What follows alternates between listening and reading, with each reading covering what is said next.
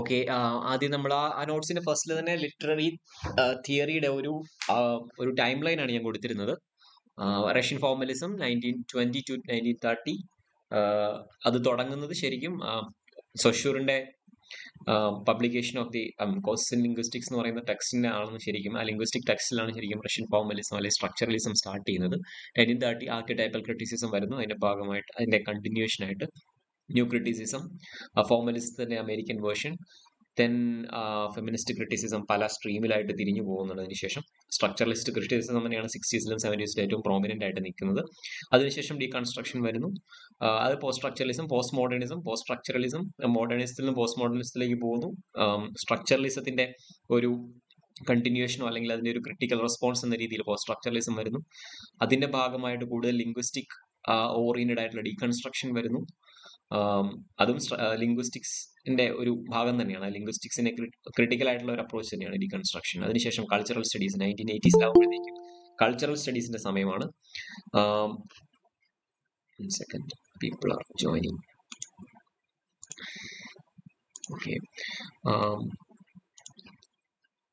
Okay, cultural സ്റ്റഡീസിൽ പല രീതിയിലുള്ള തിയറീസ് നമ്മൾ കാണും. ജെൻഡർ ക്രിറ്റിസിസം കാണുന്നുണ്ട്, ഹിസ്റ്റോറിസിസം, ന്യൂ ഹിസ്റ്റോറിസിസം കാണുന്നുണ്ട്, ക്യൂർ തിയറീസ് കാണുന്നുണ്ട്. പിന്നെ വരുന്ന 1990s ശേഷമുള്ള Darwinian theory, eco criticism, post colonial studies 60s ശേഷമാണ് വരുന്നത്. സോ ഇതാണ് ഒരു റഫ്ലി ഒരു ഔട്ട്ലൈൻ എന്ന് പറയുന്നത്. ഈ ഒരു ഔട്ട്ലൈൻ മനസ്സിൽ വെച്ച് കഴിഞ്ഞാൽ നമുക്ക് ചില കാര്യങ്ങളെ പ്രോബ്ലമാറ്റൈസ് ചെയ്യാൻ പറ്റും, അല്ല ചില ആൻസേഴ്സ് നമുക്ക് കണ്ടുപിടിക്കാൻ ഈ ഒരു ഔട്ട്ലൈൻ പലപ്പോഴും നമ്മളെ ഹെൽപ്പ് ചെയ്യാറുണ്ട്.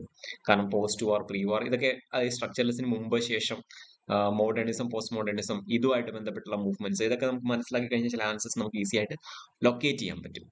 സോ ഇവിടെ വാട്ടീസം ഉദ്ദേശിക്കുന്നത് ഫോർമലിസം ആണ്. ഫോർമലിസത്തിലേക്ക് നമ്മൾ വരുമ്പോൾ a type of theory and analysis that originated in Moscow and St. Petersburg in second decade of the 20th century.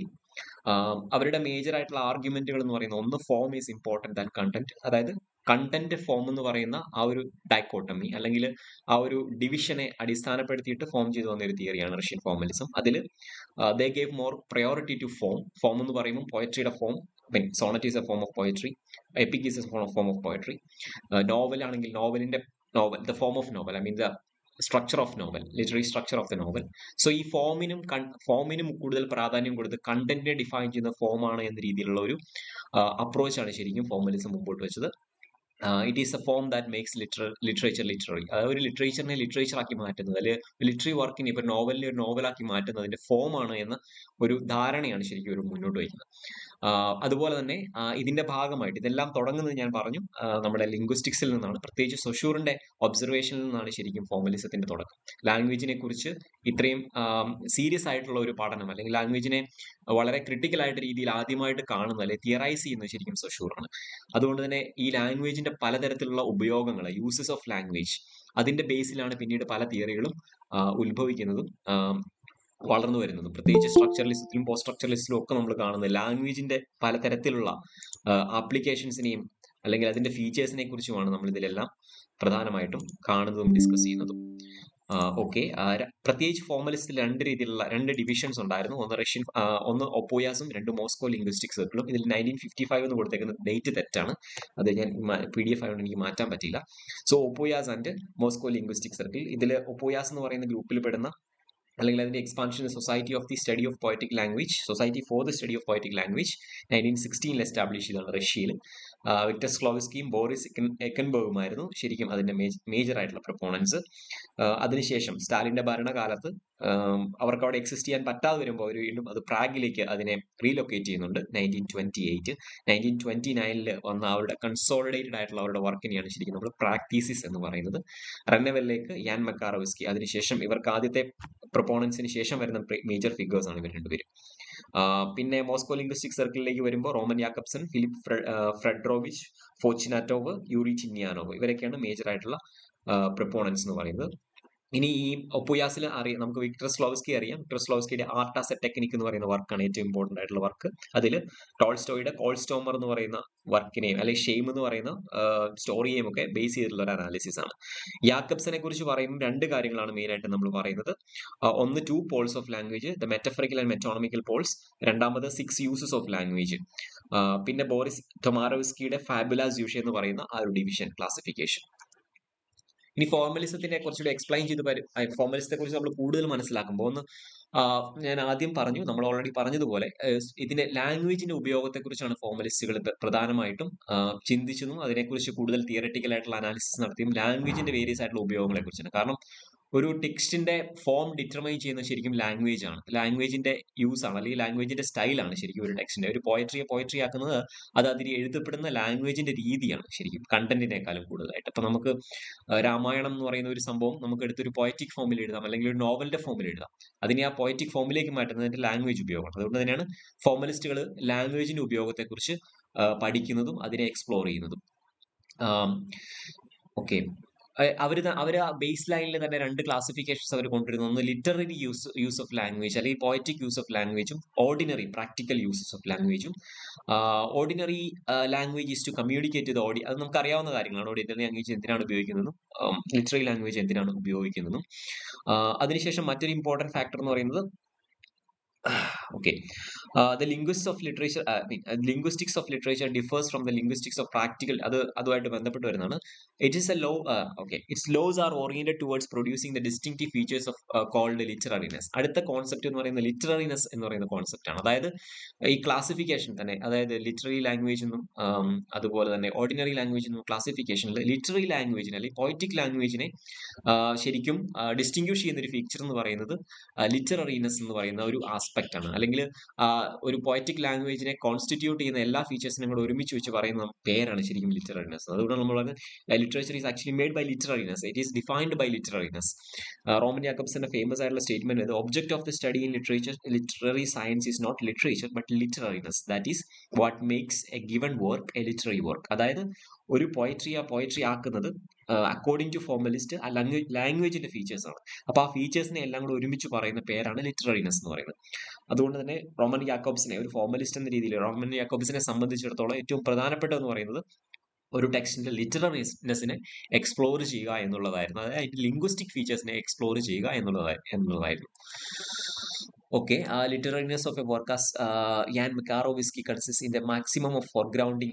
ഇനി എങ്ങനെ ലിറ്റററിനെസ് നമുക്ക് ലിറ്റററിനെസ് അല്ലെങ്കിൽ ഒരു പോയറ്റിക് അല്ല ഒരു ലിറ്റററി വർക്കിന്റെ ലിറ്റററിനെസ്സിനെ നമുക്ക് എങ്ങനെ എക്സ്പ്ലോർ ചെയ്യാൻ പറ്റും എന്നുള്ളതിനെ കുറിച്ച് ഇവർ തന്നെ പറയുന്നുണ്ട്. അതിന് ഫോർഗ്രൗണ്ടിങ് എന്ന് പറയുന്ന ടെക്നിക്കാണ് അവർ ഉപയോഗിക്കുന്നത്. ശരിക്കും അവരെ സംബന്ധിച്ചിടത്തോളം ഒരു ടെക്സ്റ്റിനെ സംബന്ധിച്ചിടത്തോളം, അതായത് ഫോർമലിസ്റ്റുകളെ സംബന്ധിച്ചിടത്തോളം ഒരു ടെക്സ്റ്റ് എന്ന് പറയുന്നത് ശരിക്കും they should focus more on, അല്ലെങ്കിൽ ഒരു ടെക്സ്റ്റിനെ നമ്മൾ അനലൈസ് ചെയ്യുമ്പോൾ we should focus more on its language, linguistic features, പ്രത്യേകിച്ച് ഇതിന്റെ അട്ടറൻസ് എന്ന് പറയുന്നത് ഇവിടെ ശരിക്കും സൗണ്ട് എന്ന ഉദ്ദേശത്തിലല്ല, മറിച്ച് അതിന്റെ ലിംഗ്വിസ്റ്റിക് എക്സ്പ്രഷൻ എന്ന രീതിയിലാണ്. അപ്പോൾ അവരെ സംബന്ധിച്ചിടത്തോളം, ഫോർമലിസ്റ്റുകളെ സംബന്ധിച്ചിടത്തോളം ലാംഗ്വേജിനെ കണ്ടന്റിന് ഉപരിയായിട്ട് ഫോർഗ്രൗണ്ട് ചെയ്യുക, പ്രൊജക്ട് ചെയ്യുക എന്നുള്ളതായിരുന്നു ശരിക്കും അവരെ സംബന്ധിച്ചിടത്തോളം ലിറ്ററേച്ചറിന്റെ ഏറ്റവും പ്രധാനപ്പെട്ട ഒരു ആസ്പെക്ട് എന്ന് പറയുന്നത്. എങ്ങനെയാണ് ഒരു ലാംഗ്വേജ് അല്ലെങ്കിൽ literary one second, admit.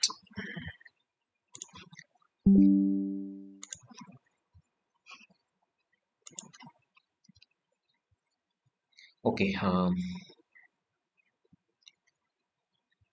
okay, fine. Foregrounding simultaneously has an opposition of backgrounding of the referential aspects and the logical connections in language and makes words in poetry palpable as phonic signs. അതായത് അവരെ സംബന്ധിച്ചിടത്തോളം basically content എന്ന് പറയുന്നത് background ചെയ്യുകയും language എന്ന് പറയുന്നത് അല്ലെങ്കിൽ linguistic aspect എന്ന് പറയുന്നത് സ്റ്റൈലിസ്റ്റിക് ഫീച്ചേഴ്സ് എന്ന് പറയുന്നത് ഒരു വർക്കിലെ സ്റ്റൈലിസ്റ്റിക് ഫീച്ചേഴ്സിനെ ഫോർഗ്രൗണ്ട് ചെയ്യുകയും ചെയ്യുന്നതിലൂടെ ശരിക്കും ആ ലാംഗ്വേജിന്റെ അല്ലെങ്കിൽ ആ ഒരു ഡിസ്കോഴ്സിന്റെ അല്ലെങ്കിൽ ആ ഒരു കാറ്റഗറി ഓഫ് റൈറ്റിംഗിന്റെ ഏറ്റവും മനോഹരമായിട്ടുള്ള ഒരു ഫിഗർ പുറത്തേക്ക് അല്ലെങ്കിൽ അതിന്റെ ഒരു ഷേപ്പ് പുറത്തേക്ക് വരും എന്നാണ് അവർ പറയുന്നത്. അതുകൊണ്ട് പോയട്രി തന്നെ അവർ പറയുന്നത് പോയട്രിയിൽ എത്രത്തോളം ഡിസ്റ്റിങ്വിഷ്ഡ് ആയിട്ടുള്ള സ്റ്റൈലിസ്റ്റിക് ഫീച്ചേഴ്സ് ഉപയോഗിക്കുന്നു അത്രത്തോളം ആ പോയട്രി റിച്ച് ആവുകയും ആ പോയട്രി കൂടുതൽ പോയറ്റിക് ആവുകയും ചെയ്യുന്നു എന്നുള്ള ഒരു ആർഗ്യുമെന്റ് ആണ് അവർ മുമ്പോട്ട് വയ്ക്കുന്നത്.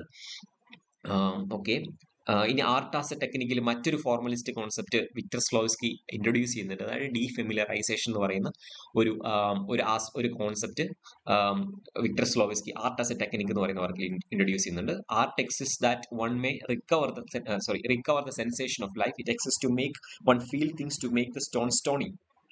ആർട്ടിന്റെ പർപ്പസ് എന്ന് പറയുന്നത് according to Victor Shklovsky to make the stone stony, അതായത് സ്റ്റോണിനെ സ്റ്റോൺ ആയിട്ട് തന്നെ കാണാനായിട്ട് പ്രേരിപ്പിക്കുക. അതായത് ഒരു പോയട്രി ആയിട്ട് തന്നെ കാണാനായിട്ട് പ്രേരിപ്പിക്കുക എന്നുള്ളതാണ് ശരിക്കും ഒരു ആർട്ടിന്റെ ഉദ്ദേശം എന്ന് പറയുന്നത്. വിക്ടർ സ്ലോവ്സ്കിയെ സംബന്ധിച്ചിടത്തോളം അതാണ് അദ്ദേഹത്തിന്റെ ഉദ്ദേശം. The technique of art is to make objects unfamiliar, to make forms difficult, to increase the difficulty and length of perception, because the process of perception is an aesthetic end in itself and must be prolonged. ഇനി ഫോർമലിസ്റ്റുകളെ സംബന്ധിച്ചിടത്തോളം നമ്മൾ പറഞ്ഞു ഫോമിനാണ് അവർ priority കൊടുക്കുന്നത്, അല്ലെങ്കിൽ they prioritise form. എന്തിനാണ് form prioritise ചെയ്യുന്നത്? അതായത് ഇപ്പോൾ നമ്മൾ for example artist portrait of an artist as a young man എന്ന് പറയുന്നത്, അല്ലെങ്കിൽ another one is there like James ജോയ്സിന്റെ തന്നെ വർക്ക് ഉണ്ടല്ലോ, ഫിനഗൻസ് വേക്ക് എന്ന് പറയുന്ന വർക്ക് വളരെ എക്സ്പെരിമെന്റൽ ആയിട്ടുള്ള ഒരു വർക്കാണ്. അതിലെ ലാംഗ്വേജ് വളരെ പ്രത്യേകതകളുള്ള ലാംഗ്വേജ് ആണ്. നമുക്ക് വളരെ ഡിഫിക്കൽട്ട് ആയിട്ട് അതിൻ്റെ അകത്ത് പങ്ക്ച്വേഷൻസ് ഇല്ല, പല വാക്കുകൾ ഒരുമിച്ച് ചേർത്തിട്ടാണ് അതിൽ കൈൻഡ് ഓഫ് അറേഞ്ച് ചെയ്തിരിക്കുന്നത്. ആ ടെക്സ്റ്റിൽ അലൈൻമെന്റ് അങ്ങനെയാണ്. അതുകൊണ്ട് തന്നെ അത് ടെക്സ്റ്റ് വായിക്കാൻ ഭയങ്കര ബുദ്ധിമുട്ടാണ്. അതായത് ഒരു ഫോർമൽ എക്സ്പെരിമെന്റ് ആണ് ശരിക്കും അതിൽ നടത്തിയിരിക്കുന്നത് ആ ടെക്സ്റ്റിൽ. അപ്പോൾ വിക്ടർ സ്ലോവ്സ്കിയെ പോലുള്ള ആളുകളെ സംബന്ധിച്ചിടത്തോളം ഇത്തരത്തിൽ അവർ പറയുന്നത് ഈ ഫോമിനെ മാക്സിമം നമ്മൾ ഡിഫിക്കൽട്ട് ആക്കുന്നതനുസരിച്ച് അത് വായിക്കാനുള്ള പ്രോസസ്സ് എന്ന് പറയുന്നത് കൂടുതൽ പ്രൊലോങ്ഡ് ആവും. അതായത് നമ്മൾ കൂടുതൽ സമയം എടുത്തിട്ട് അത് വായിക്കേണ്ട ഒരു അവസ്ഥ വരും. അപ്പൊ ഇവരെ ഫോർമലിസ്റ്റുകളെ സംബന്ധിച്ചിടത്തോളം നമ്മൾ എത്രത്തോളം ഡിമാൻഡ് ചെയ്യുന്നു, അതായത് ടെക്സ്റ്റ് എത്രത്തോളം ഡിമാൻഡ് ചെയ്യുന്നു, അത്രത്തോളം ആ ടെക്സ്റ്റിന്റെ ഈസ്തെറ്റിക് ക്വാളിറ്റി അല്ലെങ്കിൽ അതിന്റെ ഈസ്തെറ്റിക് ആയിട്ടുള്ള ഔട്ട്പുട്ട് വർദ്ധിക്കുന്നു എന്നാണ് ശരിക്കും ഇവര് ഈ ഫോർമലിസ്റ്റുകൾ പറയുന്നത്. അതിനു വേണ്ടിയിട്ടാണ് ഒരു ഡീഫെമിലിയറൈസേഷൻ എന്ന് പറയുന്ന ഒരു ടെക്നിക്ക് ഉപയോഗിക്കുന്നത്. നമ്മൾ വളരെ ഓർഡിനറി ആയിട്ടുള്ള ഒരു രീതിയിൽ ഒരു ടെക്സ്റ്റ് നമുക്ക് സെർവ് ചെയ്ത് കഴിഞ്ഞാൽ we don't spend much time on that work. Rather if it is made more difficult in its formal features, we'll spend more time on that, exploring the text. So that would actually increase our എന്താ പറയുക aesthetic output എന്ന് പറയുന്നത്, അല്ലെങ്കിൽ aesthetic നമ്മൾ conceive ചെയ്യുന്ന aesthetic pleasure എന്ന് പറയുന്നത് കൂടുതലായിരിക്കുമെന്നാണ് ശരിക്കും ഇവരെ സംബന്ധിച്ചിടത്തോളം, അല്ലെങ്കിൽ ഇവരുടെ ഒരു ധാരണ എന്ന് പറയുന്നത്. ഇനി primary aim of the literature is to estrange or defamiliarise. According to formalist അല്ലെങ്കിൽ വിക്ടർ സ്ലോവ്സ്കിയെ സംബന്ധിച്ചിടത്തോളം ഡീഫെമിലിയറൈസ് ചെയ്യുക എന്നുള്ളതാണ്, അല്ലെങ്കിൽ എക്സ്ട്രേഞ്ച് ഒരു ടെക്സ്റ്റിനെ മാക്സിമം സ്ട്രേഞ്ച് ആക്കുക എന്നുള്ളതാണ് ശരിക്കും ഒരു ലിറ്ററേച്ചറിന്റെ പ്രൈമറി പർപ്പസ് എന്ന് പറയുന്നത്. ഓക്കെ, ഇനി അതിനകത്ത് ഇമ്പോർട്ടൻ്റ് ആയിട്ടുള്ള വരുന്നത് ന്യൂ ക്രിറ്റിസിസം ആണ്. ബാക്കിയുള്ള കാര്യങ്ങൾ നിങ്ങൾ വായിച്ചാൽ മതി. അതിന്റെ എക്സ്പ്ലനേഷൻസ് ഒക്കെ ആയിട്ട് ഞാൻ മേജർ ടേംസ് എല്ലാം പറഞ്ഞിട്ടുണ്ട്. Okay, fine. ന്യൂ ക്രിറ്റിസിസത്തിലേക്ക് വരുമ്പോൾ നിങ്ങൾക്ക് അറിയാം, ന്യൂ ക്രിറ്റിസിസം ഫോർമലിസത്തിന് തന്നെ ഒരു എക്സ്പാൻഡഡ് വേർഷൻ ആണ്, അമേരിക്കൻ വേർഷൻ ആണ്. അതിൽ കുറച്ച് വ്യത്യാസങ്ങൾ, ബേസിക്കലി ഫോമിനാണ് ഒരു ഇമ്പോർട്ടൻസ് കൊടുക്കുന്നതിലും കുറച്ച് ടെക്നിക്കൽ ആയിട്ടുള്ള വ്യത്യാസങ്ങളും കൂടുതൽ ഇന്നവേഷൻസും അതിൽ നടത്തിയിട്ടുണ്ട്. അതിലെ മേജർ ആയിട്ടുള്ള പ്രൊപ്പോണൻസ് എന്ന് പറയുന്നത് J C. Ransom, Cleanth Brooks, Robert Penn Warren, Allen Tate, R P. Blackmur. അതിലെ ന്യൂ ക്രിറ്റിസിസം എന്ന് പറയുന്നത് 1947 ജെ.സി. റാൻസമിന്റെ വർക്കാണ് ഏറ്റവും ഇമ്പോർട്ടന്റ് ആയിട്ടുള്ള വർക്കായിട്ട് നമ്മൾ കാണുന്നത്. ഇനി അവരുടെ ഫീച്ചേഴ്സിലേക്ക് പോവുകയാണെങ്കിൽ, art gives access to truth which is not accessible to science. അത് ആർട്ടിന്റെ ഒരു പർപ്പസ് ആയിട്ട് അവർ തരുന്നത്. ബേസിക്കലി എല്ലാ സ്ട്രക്ചറലിസ്റ്റ് തിയറികളും ആർഗ്യൂ ചെയ്യുന്നത് പോലെ മീനിങ് തന്നെയാണ് അവരുടെയും ഒരു പർപ്പസ് എന്ന് പറയുന്നത്. ആർട്ടിന്റെ പർപ്പസ് എന്ന് പറയുന്നത് ടു ഫൈൻഡ് മീനിങ് എന്നുള്ളതാണ്. അതായത് സ്ട്രക്ചറലിസ്റ്റ് ടെൻഡൻസിയുടെ തന്നെ ഒരു കണ്ടിന്യൂഷൻ ആണ്.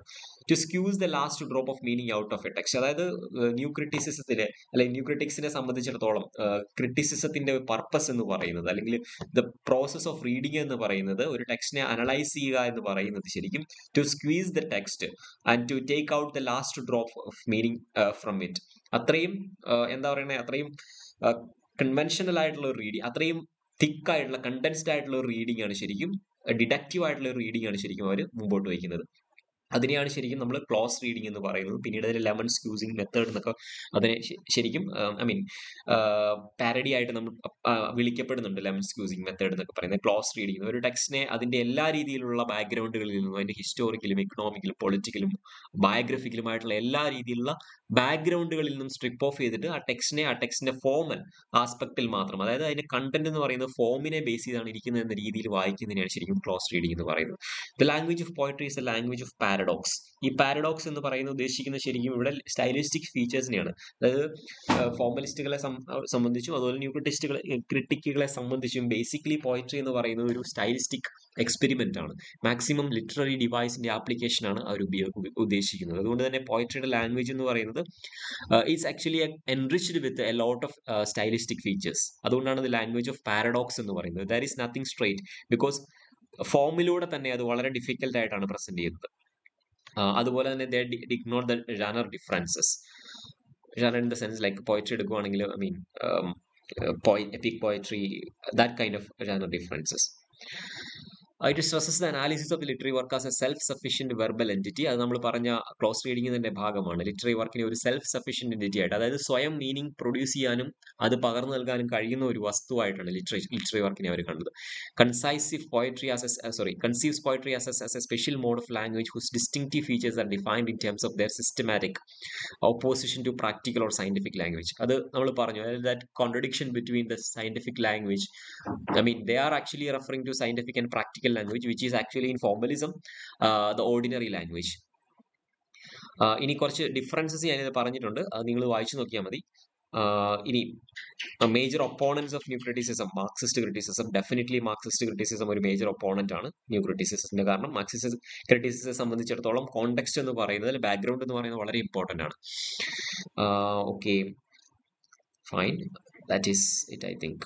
ഓക്കെ, അത്രയാണ് ഫോർമലിസം എന്ന് പറയുന്ന പാർട്ടിൽ നമ്മൾ ഡീൽ ചെയ്തത്. അതിലെ മേജർ ടേംസും റൈറ്റേഴ്സിനെ ഒക്കെ ഓർത്ത് വെച്ചോളുക.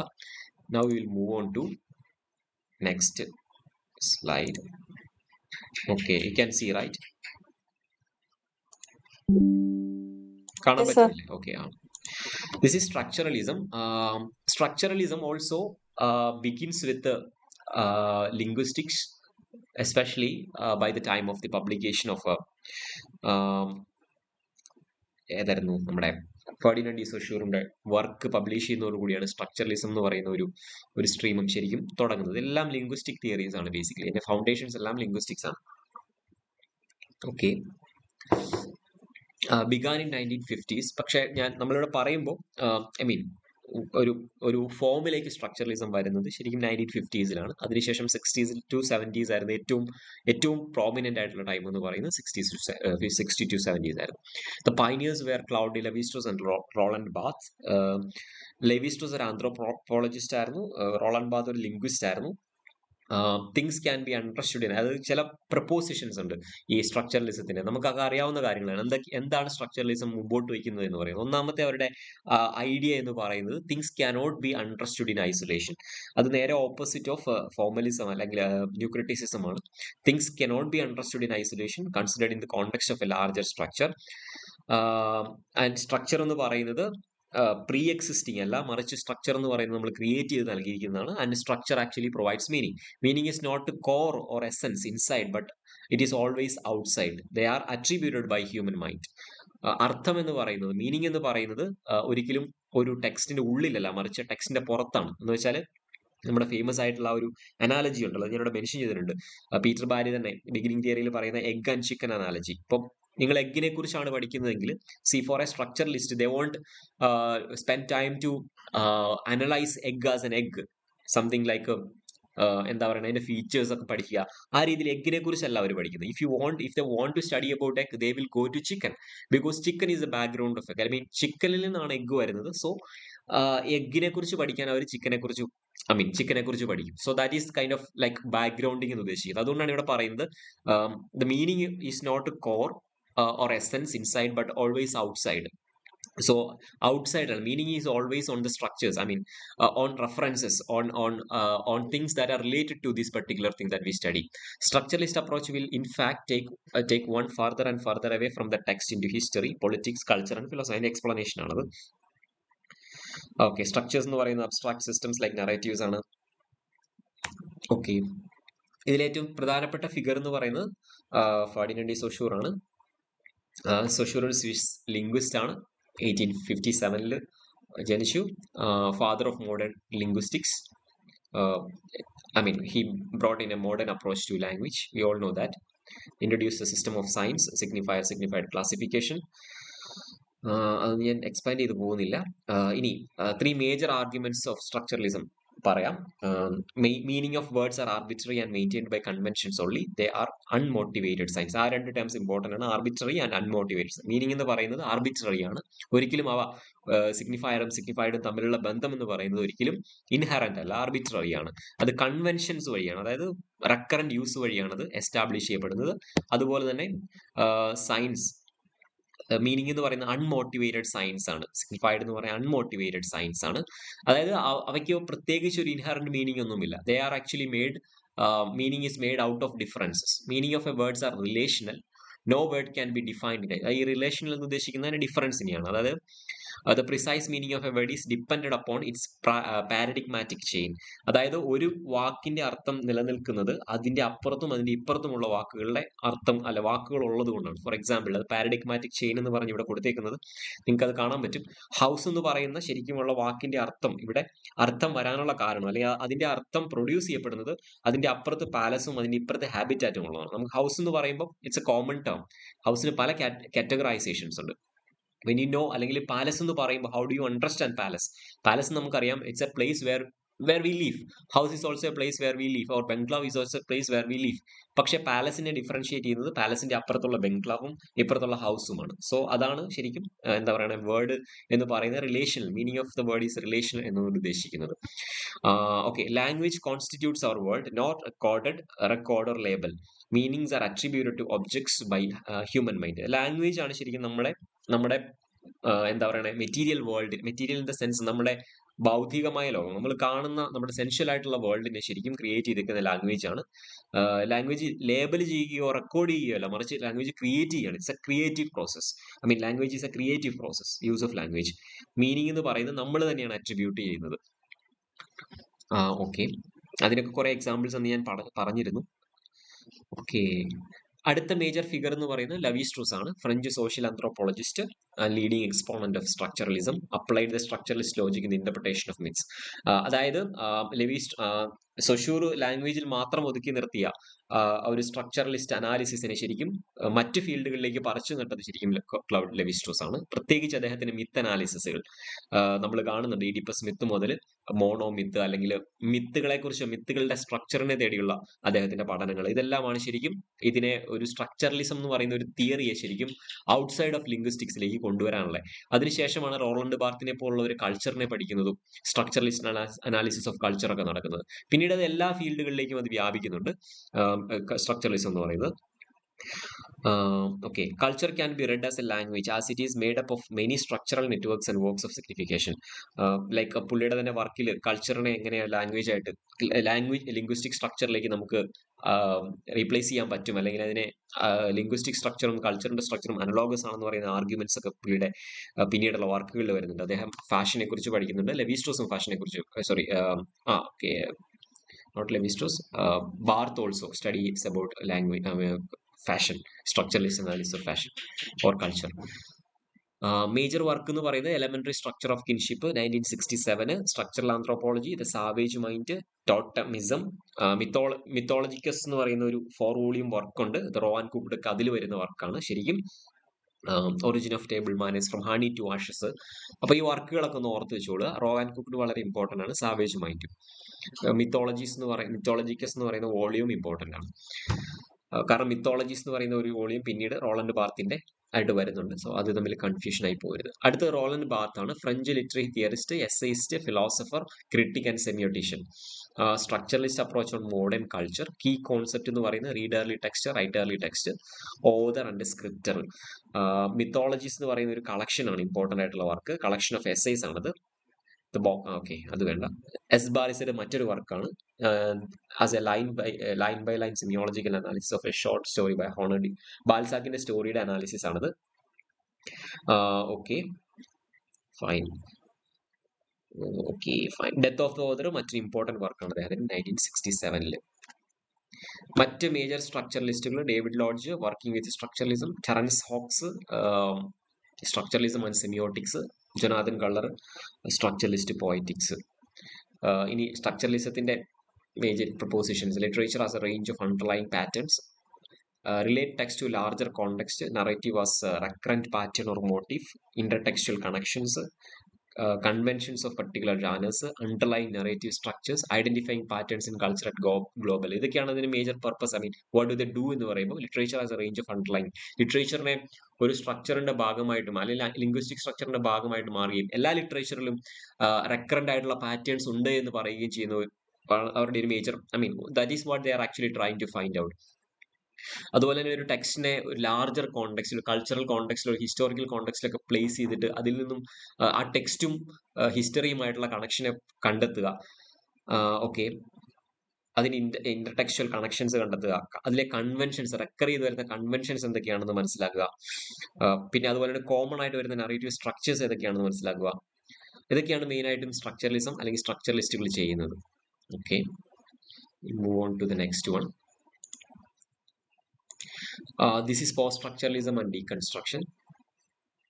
Okay, നമ്മൾ ആദ്യം തന്നെ ഈ നോട്ടിൽ കൊടുത്തിട്ടുണ്ട് ഒരു parallel between post-structuralism and structuralism. Parallels, okay, echoes already. Okay, structuralism ശരിക്കും അനലൈസ് ചെയ്യുന്ന പാരലൽസും ഇക്കോസ് ആണ്. ഇപ്പൊ തന്നെ നമ്മൾ പറഞ്ഞു, അതായത് ഒരു ഹിസ്റ്റോറിക്കൽ കോണ്ടെക്സ്റ്റിലേക്ക് ഒരു ടെക്സ്റ്റിനെ വെച്ചിട്ട് അതിലെ പാരലൽസും അതിൽ റെക്കർ ചെയ്ത് വരുന്ന കാര്യങ്ങളെ കുറിച്ചുമാണ് സ്ട്രക്ചറലിസം പഠിക്കുന്നതെങ്കിൽ, പോസ്റ്റ് സ്ട്രക്ചറലിസം പഠിക്കുന്നത് അതിനുള്ളിലെ കോൺട്രഡിക്ഷൻസും പാരഡോക്സിനെ കുറിച്ചുമാണ്. ഏതൊക്കെ രീതിയിലാണ് കോൺട്രഡിക്ട് ചെയ്യുന്നത്, ഏതൊക്കെ രീതിയിലാണ് ഡിഫറെന്റ് ആയിരിക്കുന്നത് എന്നുള്ളതാണ് ശരിക്കും പോസ്റ്റ് സ്ട്രക്ചറലിസം അന്വേഷിക്കുന്നത്. Structuralism always looks for balance. സ്റ്റെബിലിറ്റിക്ക് വേണ്ടിയിട്ടാണ് സ്ട്രക്ചറലിസം നിലനിൽക്കുന്നത്. സ്ട്രക്ചർ എന്ന് പറയുന്നത് തന്നെ ഒരു സ്റ്റെബിലിറ്റിയാണ്. ഒരു സ്ട്രക്ചർ ഉണ്ടെങ്കിൽ മാത്രമേ ഉള്ളൂ ലാംഗ്വേജ് ഫങ്ഷൻസ്, അല്ലെങ്കിൽ ലാംഗ്വേജ് സ്റ്റേബിൾ ആയിട്ട് നിൽക്കാനുള്ള കാരണം എന്താണ്, ലാംഗ്വേജിലെ മീനിങ് നമുക്ക് മനസ്സിലാവാനുള്ള കാരണം എന്താണ്, it is actually having A form of structure. I mean it is having A structure. അതുകൊണ്ടാണ് നമുക്കത് മനസ്സിലാക്കുന്നത്. അതുകൊണ്ട് തന്നെ ബാലൻസ് എന്ന് പറയുന്നത് സ്ട്രക്ചറലിസ്റ്റിൽ ഇമ്പോർട്ടന്റ് ആയിട്ടുള്ള ഒരു ആസ്പെക്ട് ആണ്. പക്ഷെ പോസ്റ്റ് സ്ട്രക്ചറലിസ്റ്റിലേക്ക് വരുമ്പോൾ ഇവർ ഈ ബാലൻസ് എന്ന് പറയുന്ന കാര്യങ്ങളെ, സ്ട്രക്ചറലിസ്റ്റുകൾ ബാലൻസ്ഡ് ആണ് എന്ന് പറയുന്ന ഈ സ്ട്രക്ചറിന്റെ ഫീച്ചേഴ്സിനെ എല്ലാം തുറന്നു കാണിക്കാനാണ് അവർ ശ്രമിക്കുന്നത്. അതിനുള്ളിലെ ബ്രേക്സും അതിനുള്ളിലെ ലാപ്സസും അതിനുള്ളിലെ ഫിഷേഴ്സും ഒക്കെയാണ് ശരിക്കും അവർ തുറന്നു കാണിക്കുക. Shifts and breaks in tone, view point, tenses, time, person. So ഈ ഒരു സ്പ്ലിറ്റിനെ അല്ലെങ്കിൽ ഈ ഒരു കോൺഫ്ലിക്റ്റിനെയാണ് ശരിക്കും പോസ്റ്റ് സ്ട്രക്ചറലിസം കാണിക്കുന്നത്. Okay, reflection and repetition, conflicts അത് പറഞ്ഞു. Symmetry, absence of and omissions. Structuralism സിമെട്രിയാണ് കാണിക്കുന്നതെങ്കിൽ, അല്ലെങ്കിൽ എന്താ പറയണേ, ടുഗെദർനെസ്സിനെയാണ് കാണിക്കുന്നത്, അല്ലെങ്കിൽ കൈൻഡ് ഓഫ് സിന്തസിസിനെയാണ് കാണിക്കുന്നതെങ്കിൽ, പോസ്റ്റ് സ്ട്രക്ചറലിസം എപ്പോഴും ആബ്സെൻസസിനെയാണ് കാണിക്കുന്നത്. എന്താണ് മീനിങ്, ഐ മീൻ അതുകൊണ്ടാണ് ദരിദ്രയൊക്കെ പ്രൈസിനെ കുറിച്ചൊക്കെ പറയുന്നത്. അതായത് ആബ്സെൻസ് ഓഫ് മീനിങ് ആണ് actually, absence of the meanings of A word ആണ് ആക്ച്വലി ഒരു വേർഡിന് മീനിങ് കൊടുക്കുന്നത്. അതായത് ഒരു വേർഡിന് ഒരു പർട്ടിക്കുലർ മീനിങ് ഉള്ളത് ആ വേർഡിന്റെ ബാക്കിയുള്ള അർത്ഥങ്ങളെ നമ്മൾ ഒമിറ്റ് ചെയ്യുന്നതുകൊണ്ടാണ് എന്ന് ഡെറിഡ പറയുന്നുണ്ട്, ട്രേസിൽ പറയുന്നുണ്ട്. സോ അത് ആ രീതിയിൽ, അതായത് ആബ്സെൻസിനെ അന്വേഷിച്ചുള്ള ഒരു പഠനമാണ് ശരിക്കും പോസ്റ്റ് സ്ട്രക്ചറലിസം എന്ന് പറയുന്നത്. സ്ട്രക്ചറലിസം കോൺട്രാസ്റ്റുകൾ, അതായത് സ്ട്രക്ചറലിസം ഡൈക്കോട്ടമീസ് ആണ് ഇവിടെ കോൺട്രാസ്റ്റ് എന്ന് ഉദ്ദേശിക്കുന്നത്, മെയിൽ ഫീമെയിൽ. കാരണം ഈ കോൺട്രാസ്റ്റുകളാണ് ശരിക്കും മീനിങ് ക്രിയേറ്റ് ചെയ്യുന്നത്. മെയിലിനെ ക്രിയേറ്റ് ചെയ്യുന്ന ഒരു ഫീമെയിലും ഫീമെയിലിനെ ക്രിയേറ്റ് ചെയ്യുന്നത് അതിന്റെ ഓപ്പോസിഷൻ ആയിട്ടുള്ള മെയിലുമാണ്. ഈ കോൺട്രഡിക്ടറി ആസ്പെക്റ്റിലാണ് അല്ലെങ്കിൽ ഈ ബൈനറീസിലാണ് ശരിക്കും സ്ട്രക്ചറലിസം വർക്ക് ചെയ്യുന്നത്. പക്ഷേ പോസ്റ്റ് സ്ട്രക്ചറലിസ്റ്റിലേക്ക് വരുമ്പോൾ ഈ ബൈനറീസിനെ ബ്രേക്ക് ചെയ്യാനുള്ള ഒരു ശ്രമമാണ് ശരിക്കും നടക്കുന്നത്. അതായത് ബൈനറീസിന്റെ അപ്പുറത്ത് വേറെന്തോ ഉണ്ട് എന്നുള്ളത്, ഈ ബൈനറീസ് എന്ന് പറയുന്ന ഒരു കൺസ്ട്രക്ഷൻ ആണ് എന്നുള്ള ഒരു ആസ്പെക്ട് ആണ് ശരിക്കും വരുന്നത്. സ്ട്രക്ചറലിസം പാറ്റേൺസ് അന്വേഷിച്ചു പോകുന്നു, റെക്കറിംഗ് പാറ്റേൺസ്, കോമണാലിറ്റീസ് അന്വേഷിച്ചു പോകുമ്പോൾ പോസ്റ്റ് സ്ട്രക്ചറലിസം അപ്പോറിയാസ് ആണ് അന്വേഷിച്ചു പോകുന്നത്. അതായത് എന്താ പറയണേ, ഇമ്പോസിബിലിറ്റി ഓഫ് മീനിങ്ങുകൾ അന്വേഷിച്ചാണ് പോകുന്നത്. Okay, structuralism fundamentally shows unity in text, but post structuralism always tries to showcase a disunity in the text. ഇനി പോസ്റ്റ് സ്ട്രക്ചറലിസ്റ്റിനെ കുറിച്ച് ബ്രീഫ്ലി പറയും. It's notion of a system of the notion of system structure whether linguistic or other presupposes a fixed center that serves to organize and regulate the structure yet itself escapes. അതായത് post സ്ട്രക്ചറലിസത്തിന്റെ ഒരു major argument ആണ് എന്താ structure എന്ന് പറയുന്നത് ശരിക്കും ഒരു created ആണ്. Structure എപ്പോഴും ഒരു അസ്യൂംഡ് സെന്ററിലെ ബേസ് ചെയ്തിട്ടാണ് നിൽക്കുന്നത്. ഈ സെന്റർ ആണ് ശരിക്കും എല്ലാ സ്ട്രക്ചറുകളെയും ഹോൾഡ് ചെയ്ത് നിർത്തുന്നത്. അതുകൊണ്ട് തന്നെ ആ സെന്റർ, പക്ഷേ ഇത് ഹോൾഡ് ചെയ്ത് നിർത്തുന്നത് ഈ സെന്റർ ഈ സ്ട്രക്ചറിന്റെ ഭാഗമാണെങ്കിലും ആ സെന്റർ അതിന്റെ സ്ട്രക്ചറാലിറ്റിയെ, അതായത് സ്ട്രക്ചറിന്റെ ഫീച്ചേഴ്സിനെ എസ്കേപ്പ് ചെയ്യുന്നു എന്നുള്ള ഒരു ആസ്പെക്ട് ആണ് പോസ്റ്റ് സ്ട്രക്ചറലിസം. പ്രത്യേകിച്ച് ഡീകൺസ്ട്രക്ഷൻ, ഡെറിഡയുടെ ഒരു ആസ്പെക്റ്റിലേക്ക് വരുമ്പോൾ, അല്ലെങ്കിൽ ഡെറിഡയുടെ ഒരു കോൺസെപ്റ്റിലേക്ക് വരുമ്പോൾ പറഞ്ഞു വെക്കുന്നത്, പോസ്റ്റ് സ്ട്രക്ചറലിസം എന്ന് പറയുന്ന a broad variety of critical perspectives and procedures that in 1970s displaced structuralism from its prominence as the radically innovative way of dealing with language and other signifying system.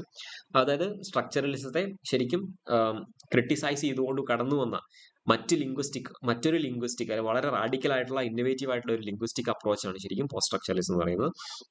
അതിലെ ഏറ്റവും important ആയിട്ടുള്ള ഒരു work എന്ന് പറയുന്നത്, അല്ലെങ്കിൽ തുടക്കം എന്ന് പറയുന്നത് structure science and play the discourse of human science എന്ന് പറയുന്ന 1966 ദെറിദ പ്രസന്റ് ചെയ്ത ഒരു എസ്സേ ആണ്, അല്ലെങ്കിൽ പേപ്പറാണ് എന്ന് അത് നമുക്കറിയാവുന്ന ഒരു കാര്യമാണ്. പിന്നെ ഡെറിഡയെ കുറിച്ച് പോസ്റ്റ് ഡീകൺസ്ട്രക്ഷനിൽ ഞാൻ പറയാം, അതുകൊണ്ട് ഞാൻ സ്കിപ്പ് ചെയ്തു പോവാണ്. സെന്റർ എന്ന് പറയുന്നത് എന്താണ്? What is centre in Saussurean linguistics? The functions of controlling the endless differential plays of internal relationships while remaining itself outside of or immune from the play. അതായത് അത് സെന്റർ സ്ട്രക്ചർ എന്ന് പറയുന്ന കോൺസെപ്റ്റിന്റെ അകത്ത് തന്നെ വരുന്ന ഒരു കാര്യമാണ്. എന്താണ് സെന്റർ? സെന്റർ എന്ന് പറയുന്നത് ശരിക്കും മീനിങ്ങിനെ കൺട്രോൾ ചെയ്യുന്ന ഒരു അവസ്ഥയാണ്. ഞാനതൊന്ന് പഠിപ്പിച്ചപ്പോൾ പറഞ്ഞിരുന്നു എന്താണ് സെന്റർ, എന്താണ് സ്ട്രക്ചർ, എങ്ങനെയാണ് ഒരു റീജിയനിൽ ഒരു ഗോൾ സെന്റർ ആവുന്നതെന്നും ഒരു ടെക്സ്റ്റിൽ എങ്ങനെയാണ് ഒരു ഓതർ സെന്റർ ആവുന്നതെന്നും ഒക്കെ ഞാൻ പറഞ്ഞു. കാരണം ഒരു ടെക്സ്റ്റ് എന്ന് പറയുമ്പോൾ നമ്മൾ സ്ട്രക്ചറലിസ്റ്റ് രീതിയിൽ നമ്മൾ വായിക്കുമ്പോൾ അതിന്റെ മീനിങ് ശരിക്കും അതിന്റെ മീനിങ്, അൾട്ടിമേറ്റ് മീനിങ് നമുക്ക് തരുന്നത് എന്ന് നമ്മൾ പ്രതീക്ഷിക്കുന്നത് എപ്പോഴും ഒരു ഓതറാണ്. ആ ഓതറിനെ സെന്റേഡ് ആയിട്ട് നിങ്ങൾ വായിക്കുവാണെങ്കിൽ അതിലെ പല കാര്യങ്ങൾക്കും നിങ്ങൾക്ക് വളരെ ഈസി ആയിട്ട് മീനിങ് കണ്ടെത്താൻ പറ്റും. അല്ലെങ്കിൽ പല കാര്യങ്ങളും നമ്മൾ ഉദ്ദേശിക്കുന്ന രീതിയിൽ നിലനിൽക്കുന്നത് ഒരു പക്ഷേ ആ ഓതർ എന്ന് പറയുന്ന ഒരു ആസ്പെക്ട് അവിടെ നിലനിൽക്കുന്നുകൊണ്ടാണ്. ഓതർ ഒരു സെന്റർ ആണ് എന്നുള്ള ഒരു കോൺസെപ്റ്റ് നിങ്ങൾ മനസ്സിൽ വെച്ചൊഴിക്കുക. അതുപോലെ തന്നെ പോസ്റ്റ് സ്ട്രക്ചറലിസ്റ്റിന്റെ മറ്റൊരു ഇമ്പോർട്ടന്റ് ആസ്പെക്ട് ആണ് ലോഗോസെൻട്രിസത്തെ ക്രിട്ടിസൈസ് ചെയ്യുക എന്നുള്ളത്.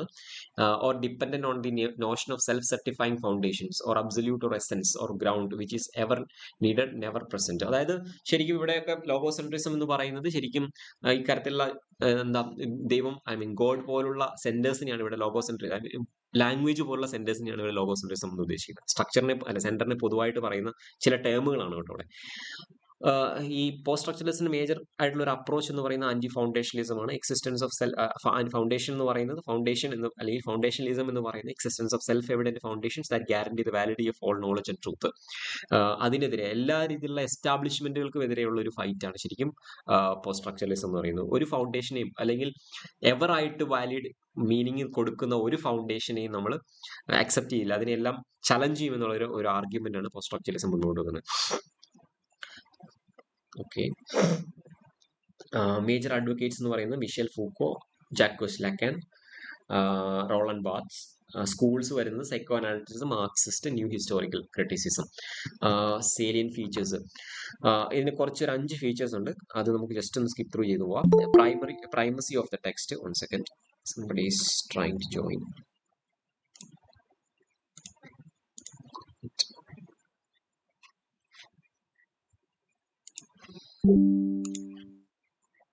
On the primacy of the theory.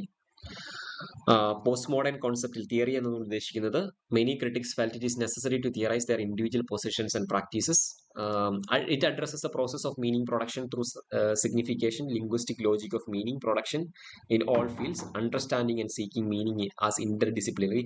Theory എന്ന് ഉദ്ദേശിക്കുന്നത് ശരിക്കും പോസ്റ്റ് സ്ട്രക്ചറലിസത്തിലെ ഒരു എക്സ്പ്ലോറേഷൻ ഓഫ് സ്ട്രക്ചറലിസത്തിന്റെ ഡിക്ഷൻസിനെ അല്ലെങ്കിൽ സ്ട്രക്ചറലിസത്തിന്റെ നോംസിനെ ക്രിട്ടിസൈസ് ചെയ്യുന്ന ആർഗ്യുമെന്റ്സിന്റെ ഒരു കോൺസ്റ്റിറ്റ്യൂഷൻ ആണ് ശരിക്കും പോസ്റ്റ് സ്ട്രക്ചറലിസത്തിലെ തിയറി എന്ന് ഉദ്ദേശിക്കുന്നത്. തിയറി ഒരു വളരെ ഫണ്ടമെന്റൽ ആയിട്ടുള്ള അല്ലെങ്കിൽ വളരെ ക്രിട്ടിക്കൽ ആയിട്ടുള്ള ഒരു പൊസിഷൻ ആണ് ശരിക്കും പോസ്റ്റ് സ്ട്രക്ചറലിസത്തിൽ വരുന്നത്. അതായത് ഇത്തരത്തിലുള്ള ഓൾറെഡി എസ്റ്റാബ്ലിഷ്ഡ് ആയിട്ടുള്ള കൺവെൻഷൻസിനെതിരെ ഉയർന്നു വരുന്ന ആർഗ്യുമെന്റ്സിന്റെ കൂട്ടത്തെയാണ് ശരിക്കും നമ്മൾ തിയറി എന്ന് ഉദ്ദേശിക്കുന്നത് പോസ്റ്റ് മോഡേൺ സെൻസിൽ. Opposition of inherited ways of thinking, challenging disabilities, destabilizes, undermines and subverts the foundational aspects and concepts of founding. ഇത്തരത്തിലുള്ള എല്ലാ ആർഗ്യുമെന്റുകളെയും പോസ്റ്റ് സ്ട്രക്ചറലിസ്റ്റ് നമ്മൾ തിയറി എന്നാണ് വിളിക്കുന്നത്. രണ്ടാമത്തെ ഡീസെൻഡറിങ് ഓഫ് ദ സബ്ജക്ട് എന്ന് പറയുന്നത് രണ്ടാമത്തെ aspect of the post structuralist എന്ന് പറയുന്നത്. It's an opposition against humanism. കാരണം സബ്ജക്ട് എന്ന് പറയുന്നത് എപ്പോഴും ഹ്യൂമനിസത്തിന്റെ ഭാഗമായിട്ട്, ഹ്യൂമനിസമാണ് ശരിക്കും മനുഷ്യനെ സെൻട്രൽ സബ്ജക്റ്റ് ആയിട്ട് പ്ലേസ് ചെയ്യുന്നത് ശരിക്കും ഹ്യൂമനിസം ആണ്. അതുകൊണ്ട് തന്നെ primarily it is an opposition against humanism. Human beings or author. പിന്നീട് അത് കുറച്ചുകൂടെ നമ്മൾ അഡ്വാൻസ്ഡ് ആയിട്ട് അതിനെക്കുറിച്ച് ചിന്തിക്കുമ്പോൾ നമുക്ക് മനസ്സിലാവും ഈ സെന്റർ എന്ന് പറയുന്നത് ശരിക്കും സബ്ജക്ട് എന്ന് പറയുന്നത് ശരിക്കും പല രീതിയിൽ പല സ്ട്രക്ചറുകളിൽ നമ്മൾ കാണും. ഒരു ടെക്സ്റ്റിനെ സംബന്ധിച്ചിടത്തോളം ട്രഡീഷണൽ വേയിൽ അല്ലെങ്കിൽ കൺവെൻഷണൽ വേയിൽ ചിന്തിക്കുമ്പോൾ അതിലെ സെന്റർ എന്ന് പറയുന്നത് ഒരു ഓതറാണ്. സോ ഡീകൺസ്ട്രക്ഷൻ അല്ലെങ്കിൽ പോസ്റ്റ് സ്ട്രക്ചറലിസ്റ്റിനെ സംബന്ധിച്ചിടത്തോളം അതിനെയും അവർ ശക്തമായിട്ട് എതിർക്കുന്നുണ്ട്. Strips its originating and controlling powers. അതുപോലെ തന്നെ ഡീസെൻട്രിങ്ങിന്റെ ഭാഗമായിട്ട് ഏത് തരത്തിലുള്ള ഒറിജിനേറ്റിംഗ് പവറിനെയും ഏത് തരത്തിലുള്ള കസ്റ്റോഡിയൻസിനെയും അവർ ചലഞ്ച് ചെയ്യുകയാണ്. അത് ബേസിക്കലി നമ്മൾ ഡെത്ത് ഓഫ് ദ ഓതറിലൊക്കെ കാണുന്ന പോലെ ഓതർ എന്ന് പറയുന്നതാണ് ഒരു ടെക്സ്റ്റിന്റെ ഒറിജിൻ എന്ന് പറയുന്നത്, അല്ലെങ്കിൽ കൺട്രോളിംഗ് പവർ, കസ്റ്റോഡിയൻ എന്ന് പറയുന്ന എന്നുള്ള രീതിയിൽ നമ്മൾ മനസ്സിലാക്കുന്നത് ട്രഡീഷണൽ നോളജിൽ. പക്ഷെ അതിനെ അവർ റിജക്ട് ചെയ്യുകയാണ് ചെയ്യുന്നത്. അതുപോലെ തന്നെ സബ്ജക്റ്റിനെ ഒരു കൾച്ചറൽ കൺസ്ട്രക്റ്റ് ആയിട്ട് കാണാനുള്ള ഒരു മനോഭാവം they actually proposes. Death of the author. മൂന്നാമത്തെ ഐഡിയ എന്ന് പറയുന്നത് reading text and writing text ആണ്. A text represents as manifestation of ecriture that is of all inclusive textuality or writing in general. So അവിടെ അവർ മുന്നോട്ട് വെക്കുന്ന ഒരു division അവർ മുന്നോട്ട് വെക്കുന്നുണ്ട്. ഒന്ന് വർക്കും ടെക്സ്റ്റ് എന്ന് പറയുന്നത്. What reading engages is no longer called a literary work. Reading engages a text, അതായത് ഒരു ഒരു ഒരു ഒരു റിട്ടൺ ടെക്സ്റ്റ് വർക്കിനെ സംബന്ധിച്ചിടത്തോളം, അല്ലെങ്കിൽ ഒരു ടെക്സ്റ്റിനെ സംബന്ധിച്ചിടത്തോളം, അത് എഴുതി പുറത്തേക്ക് വന്നു കഴിഞ്ഞാൽ അത് when it serve to the reader, അത് ഒരു വർക്കല്ല, മറിച്ച് ഒരു ടെക്സ്റ്റ് ആയിട്ട് മാറുവാണ്. ടെക്സ്റ്റ് എന്ന് പറയുന്നത് ഉദ്ദേശിക്കുന്നത് ഇവിടെ ടെക്സ്റ്റ് എന്ന് പറയുമ്പോൾ അത് ഒരു ടെക്സ്റ്റ്, ആ ഒരു മെറ്റീരിയൽ ടെക്സ്റ്റ് മാത്രമല്ല. പോസ്റ്റ് സ്ട്രക്ചറിസ്റ്റുകളെ സംബന്ധിച്ചിടത്തോളം ഒരു ടെക്സ്റ്റ് എന്ന് പറയുന്നത് അത് എല്ലാ ടെക്സ്റ്റ്, അതായത് ഒരു സൊസൈറ്റിയുടെ ഹിസ്റ്ററിയും പൊളിറ്റിക്സും എല്ലാത്തിന്റെയും കൂടെ ഭാഗമാണ്, അല്ലെങ്കിൽ ആ ഒരു ഫാബ്രിക്കിന്റെ ഒരു എലമെന്റ് മാത്രമാണ് ഒരു ലിറ്റററി ടെക്സ്റ്റ് എന്ന് പറയുന്നത്. So the text represents a manifestation of ecriture. Ecriture എന്ന് പറയുന്ന ഒരു ടേം, അതായത് എക്രച്ചർ എന്ന് പറയുന്ന ടേം അവർ ഉപയോഗിക്കുന്ന ഒരു ടേമാണ്, that is of all inclusive textuality or writing in general. അതായത് എല്ലാ റൈറ്റിങ്ങുകളെയും കൂടെ ഒരുമിച്ച് കൂട്ടുന്ന ഒരു കൺസോർഷ്യത്തിനാണ് ശരിക്കും എക്രച്ചർ എന്ന് പറയുന്നത്. അപ്പോൾ ഒരു ടെക്സ്റ്റ് എന്ന് പറയുന്നത്, അല്ലെങ്കിൽ ആ ടെക്സ്റ്റ് റെപ്രസെന്റ് ചെയ്യുന്നത് വെച്ചാൽ ഈ ഒരു എക്രേച്ചറിനെയാണ്, അല്ലെങ്കിൽ എല്ലാ നോളജിനെയും ആക്ച്വലി ഒരു ടെക്സ്റ്റ് റെപ്രസെന്റ് ചെയ്യുന്നത്. Okay, fine. The concept of discourse, പല രീതിയിലുള്ള ഡിസ്കോഴ്സിനെ കുറിച്ച് പോസ്റ്റ് സ്ട്രക്ചറലിസത്തിൽ പറയുന്നുണ്ട്. Discourse has become a very prominent term supplementing the text. പലപ്പോഴും ടെക്സ്റ്റ് എന്ന് പറയുന്നത് നമ്മൾ ട്രഡീഷണൽ വേയിൽ ഉപയോഗിക്കുന്ന സാധനത്തെ തന്നെ ഡിസ്കോഴ്സ് കൊണ്ട് ശരിക്കും ഡിസ്കോഴ്സ് ആക്ച്വലി സപ്ലിമെന്റ് ചെയ്യുന്നുണ്ട്. കാരണം ടെക്സ്റ്റ് എന്ന് നമ്മൾ ട്രഡീഷണൽ വേയിൽ പറയുമ്പോൾ നമ്മൾ റിട്ടൺ ടെക്സ്റ്റിനെയാണ്, അല്ലെങ്കിൽ ലിംഗ്വിസ്റ്റിക് ടെക്സ്റ്റിനെയാണ് നമ്മൾ ഉദ്ദേശിക്കുന്നത്. പക്ഷേ ഇൻ പോസ്റ്റ് മോഡേണിസം അല്ലെങ്കിൽ പോസ്റ്റ് സ്ട്രക്ചറലിസ്റ്റിലേക്ക് വരുമ്പോൾ anything can be A text. ആ ഒരു രീതിയിൽ വരുമ്പോൾ ടെക്സ്റ്റ് ഡിസ്കോഴ്സ് ആയിട്ട് മാറുന്നതായിട്ട് നമുക്ക് കാണാൻ പറ്റും. Okay. They conceive of discourse as social parlance or language in use and consider it as to be both the product and manifestation not of a timeless linguistic system but of a particular social conditions, class structure and power relations that alters trust. അതായത് post സ്ട്രക്ചറലിസ്റ്റിന്റെ ഒരു ടെൻഡൻസിയാണ്, അത് ഒന്നിനെയും inherent ആയിട്ട് കാണില്ല എന്നുള്ളത്. അതായത് എല്ലാം relative ആണ്, എല്ലാം എപ്പോഴും ചേഞ്ച് ചെയ്തുകൊണ്ടേയിരിക്കുകയാണ്. ഇപ്പോൾ ഒരു ടെക്സ്റ്റ് ആണെങ്കിലോ ഒരു ഐഡിയോളജി ആണെങ്കിലോ അത് ആ കാലഘട്ടത്തിനനുസരിച്ച്, ആ കാലഘട്ടത്തിലെ പവർ റിലേഷൻസിനനുസരിച്ച് അത് മാറിക്കൊണ്ടിരിക്കുകയും ഓൾട്ടർ ചെയ്തുകൊണ്ടിരിക്കുകയും ചെയ്യുന്നുണ്ട്. അതുകൊണ്ട് തന്നെ ഡിസ്കോഴ്സ് എന്ന് പറയുമ്പോൾ അത്തരത്തിലുള്ള ഒരു ടേമിനെയാണ് ശരിക്കും, അത്തരത്തിലുള്ള ഒരു അവസ്ഥയാണ് ശരിക്കും റെപ്രസെന്റ് ചെയ്യുന്നത്. ഡിസ്കോഴ്സ് എന്ന് പറയുന്നത് ഒരിക്കലും കോൺസ്റ്റന്റ് ആയിട്ടുള്ള ഒരു ആശയം, ഒരു എക്സിസ്റ്റൻസ് അല്ല, ഒരു എൻറ്റിറ്റി അല്ല, മറിച്ച് അത് എപ്പോഴും change ചെയ്തുകൊണ്ടേയിരിക്കുന്നതാണ്.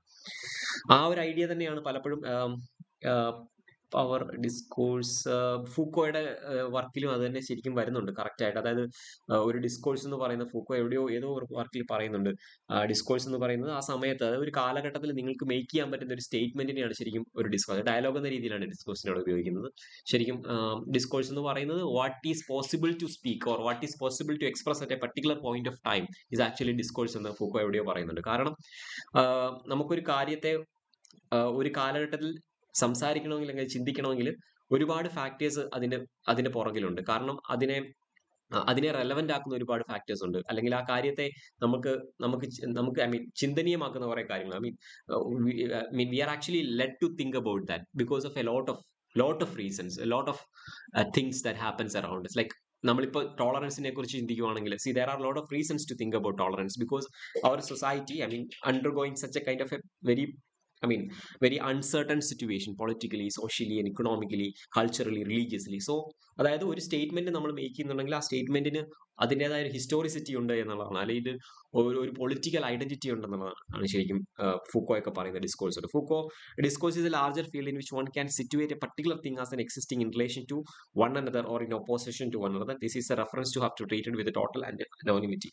Okay, that is already explained. ലാസ്റ്റത്തെ അഞ്ചാമത്തെ പോയിന്റ് എന്നത് subversion of the apparent meaning to the unstable or self conflicting nature of language. ഇത് ശരിക്കും ഈ ഒരു ആശയം, അതായത് അപ്പാരന്റ് മീനിങ്ങും എന്താണ് ലേറ്റന്റ് മീനിങ്ങും സർഫസ് മീനിങ്ങും പിന്നെ എന്തായിരുന്നു അണ്ടർലൈൻ മീനിങ്ങും. സർഫസ് മീനിങ്ങും അണ്ടർലൈൻ മീനിങ്ങും ഒരു ക്ലാസിഫിക്കേഷൻ ശരിക്കും വരുന്നത് സൈക്കോഅനാലിറ്റിക്കൽ ക്രിറ്റിസിസത്തിലാണ്. സർഫസ് മീനിങ് എന്ന് പറയുന്നത് വളരെ വ്യക്തമായിട്ട് നമുക്ക് മനസ്സിലാവുന്നു എന്ന് പറയുന്നത്, നമ്മൾ ലാംഗ്വേജ് നമുക്ക് തരുന്നു എന്ന് പറയുന്ന ഒരു മീനിങ്ങിനാണ് ശരിക്കും സർഫസ് മീനിങ് എന്ന് പറയുന്നത്. പക്ഷേ പോസ്റ്റ് സ്ട്രക്ചറലിസത്തിൽ, പ്രത്യേകിച്ച് സൈക്കോഅനാലിറ്റിക് പോസ്റ്റ് സ്ട്രക്ചറലിസത്തിലൊക്കെ പറയുന്നത് നമുക്ക് തരുന്ന മീനിങ് എന്ന് പറയുന്നത് actually that is not the meaning, that is just a peripheral thing. Meaning is actually underlying. Meaning is actually disguised.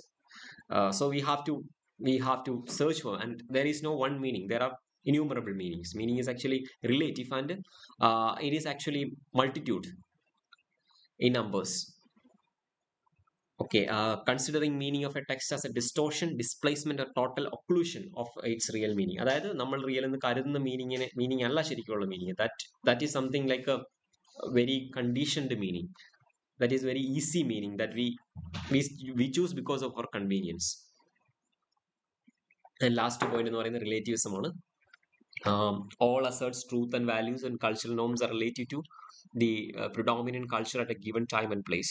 നമുക്കറിയാം എല്ലാ വാല്യൂസും എല്ലാ കൾച്ചറും എല്ലാ നോംസും ഒരു ആ കാലഘട്ടത്തോട് ബന്ധപ്പെട്ടിരിക്കുന്നു എന്ന് പറയുന്ന ഒരു ആശയം. അതായത് അത് കാലഘട്ടമായിട്ട് റിലേറ്റീവ് ആണ്. അതുകൊണ്ടാണ് പല നോംസും പല വാല്യൂസും ഔട്ട്ഡേറ്റഡ് ആയി പോകുന്നത് കാലഘട്ടം മാറുമ്പോൾ. ഓക്കെ, ഇത് പറഞ്ഞു. ഹലോ അപ്പാരന്റ് മീനിങ് ഒന്നുകൂടി എക്സ്പ്ലെയിൻ ചെയ്യാമോ sir? apparent meaning, okay, fine. Apparent meaning to okay, fine. Subversion of the apparent meaning to the unsuitable or self-conflicting nature of language. Apparent meaning എന്ന് പറഞ്ഞാൽ apparent എന്ന് പറഞ്ഞാൽ അതിന്റെ അർത്ഥം നമുക്ക് വളരെ സ്പഷ്ടമായ അർത്ഥം എന്നാണ് ശരിക്കും apparent എന്ന് പറയുന്നത്. വളരെ വിസിബിൾ ആയിട്ടുള്ള അർത്ഥം. അതിനെ നമ്മൾ കുറച്ചുകൂടെ ഡീപ്പായിട്ട് പഠിക്കുമ്പോൾ ആ ഒരു അനാലിസിസ് വരുന്നത് സൈക്കോ അനാലിറ്റിക്കൽ ക്രിറ്റിസിസത്തിലാണ്. അവിടെ അവർ രണ്ട് രീതിയിലുള്ള, പ്രത്യേകിച്ച് പോസ്റ്റ് സ്ട്രക്ചറലിസ്റ്റിലെ സൈക്കോ അനാലിറ്റിക്കൽ ക്രിറ്റിസിസിൽ, ഫ്രോയിഡിന്റെ അല്ല ഞാൻ പറയുന്നത്, അതിനുശേഷം വരുന്ന ലക്കാന്റെ ഒക്കെ സൈക്കോ അനാലിറ്റിക്കൽ ക്രിറ്റിസിസിൽ വരുമ്പോൾ അവർ രണ്ട് രീതിയിലുള്ള അർത്ഥങ്ങളെ കുറിച്ച് പറയുന്നുണ്ട്. ഒന്ന് സർഫസ് മീനിങ് ഓർ മാനിഫെസ്റ്റ് മീനിങ്ങും, meaning of a text as disguised or substitution for underlying meaning.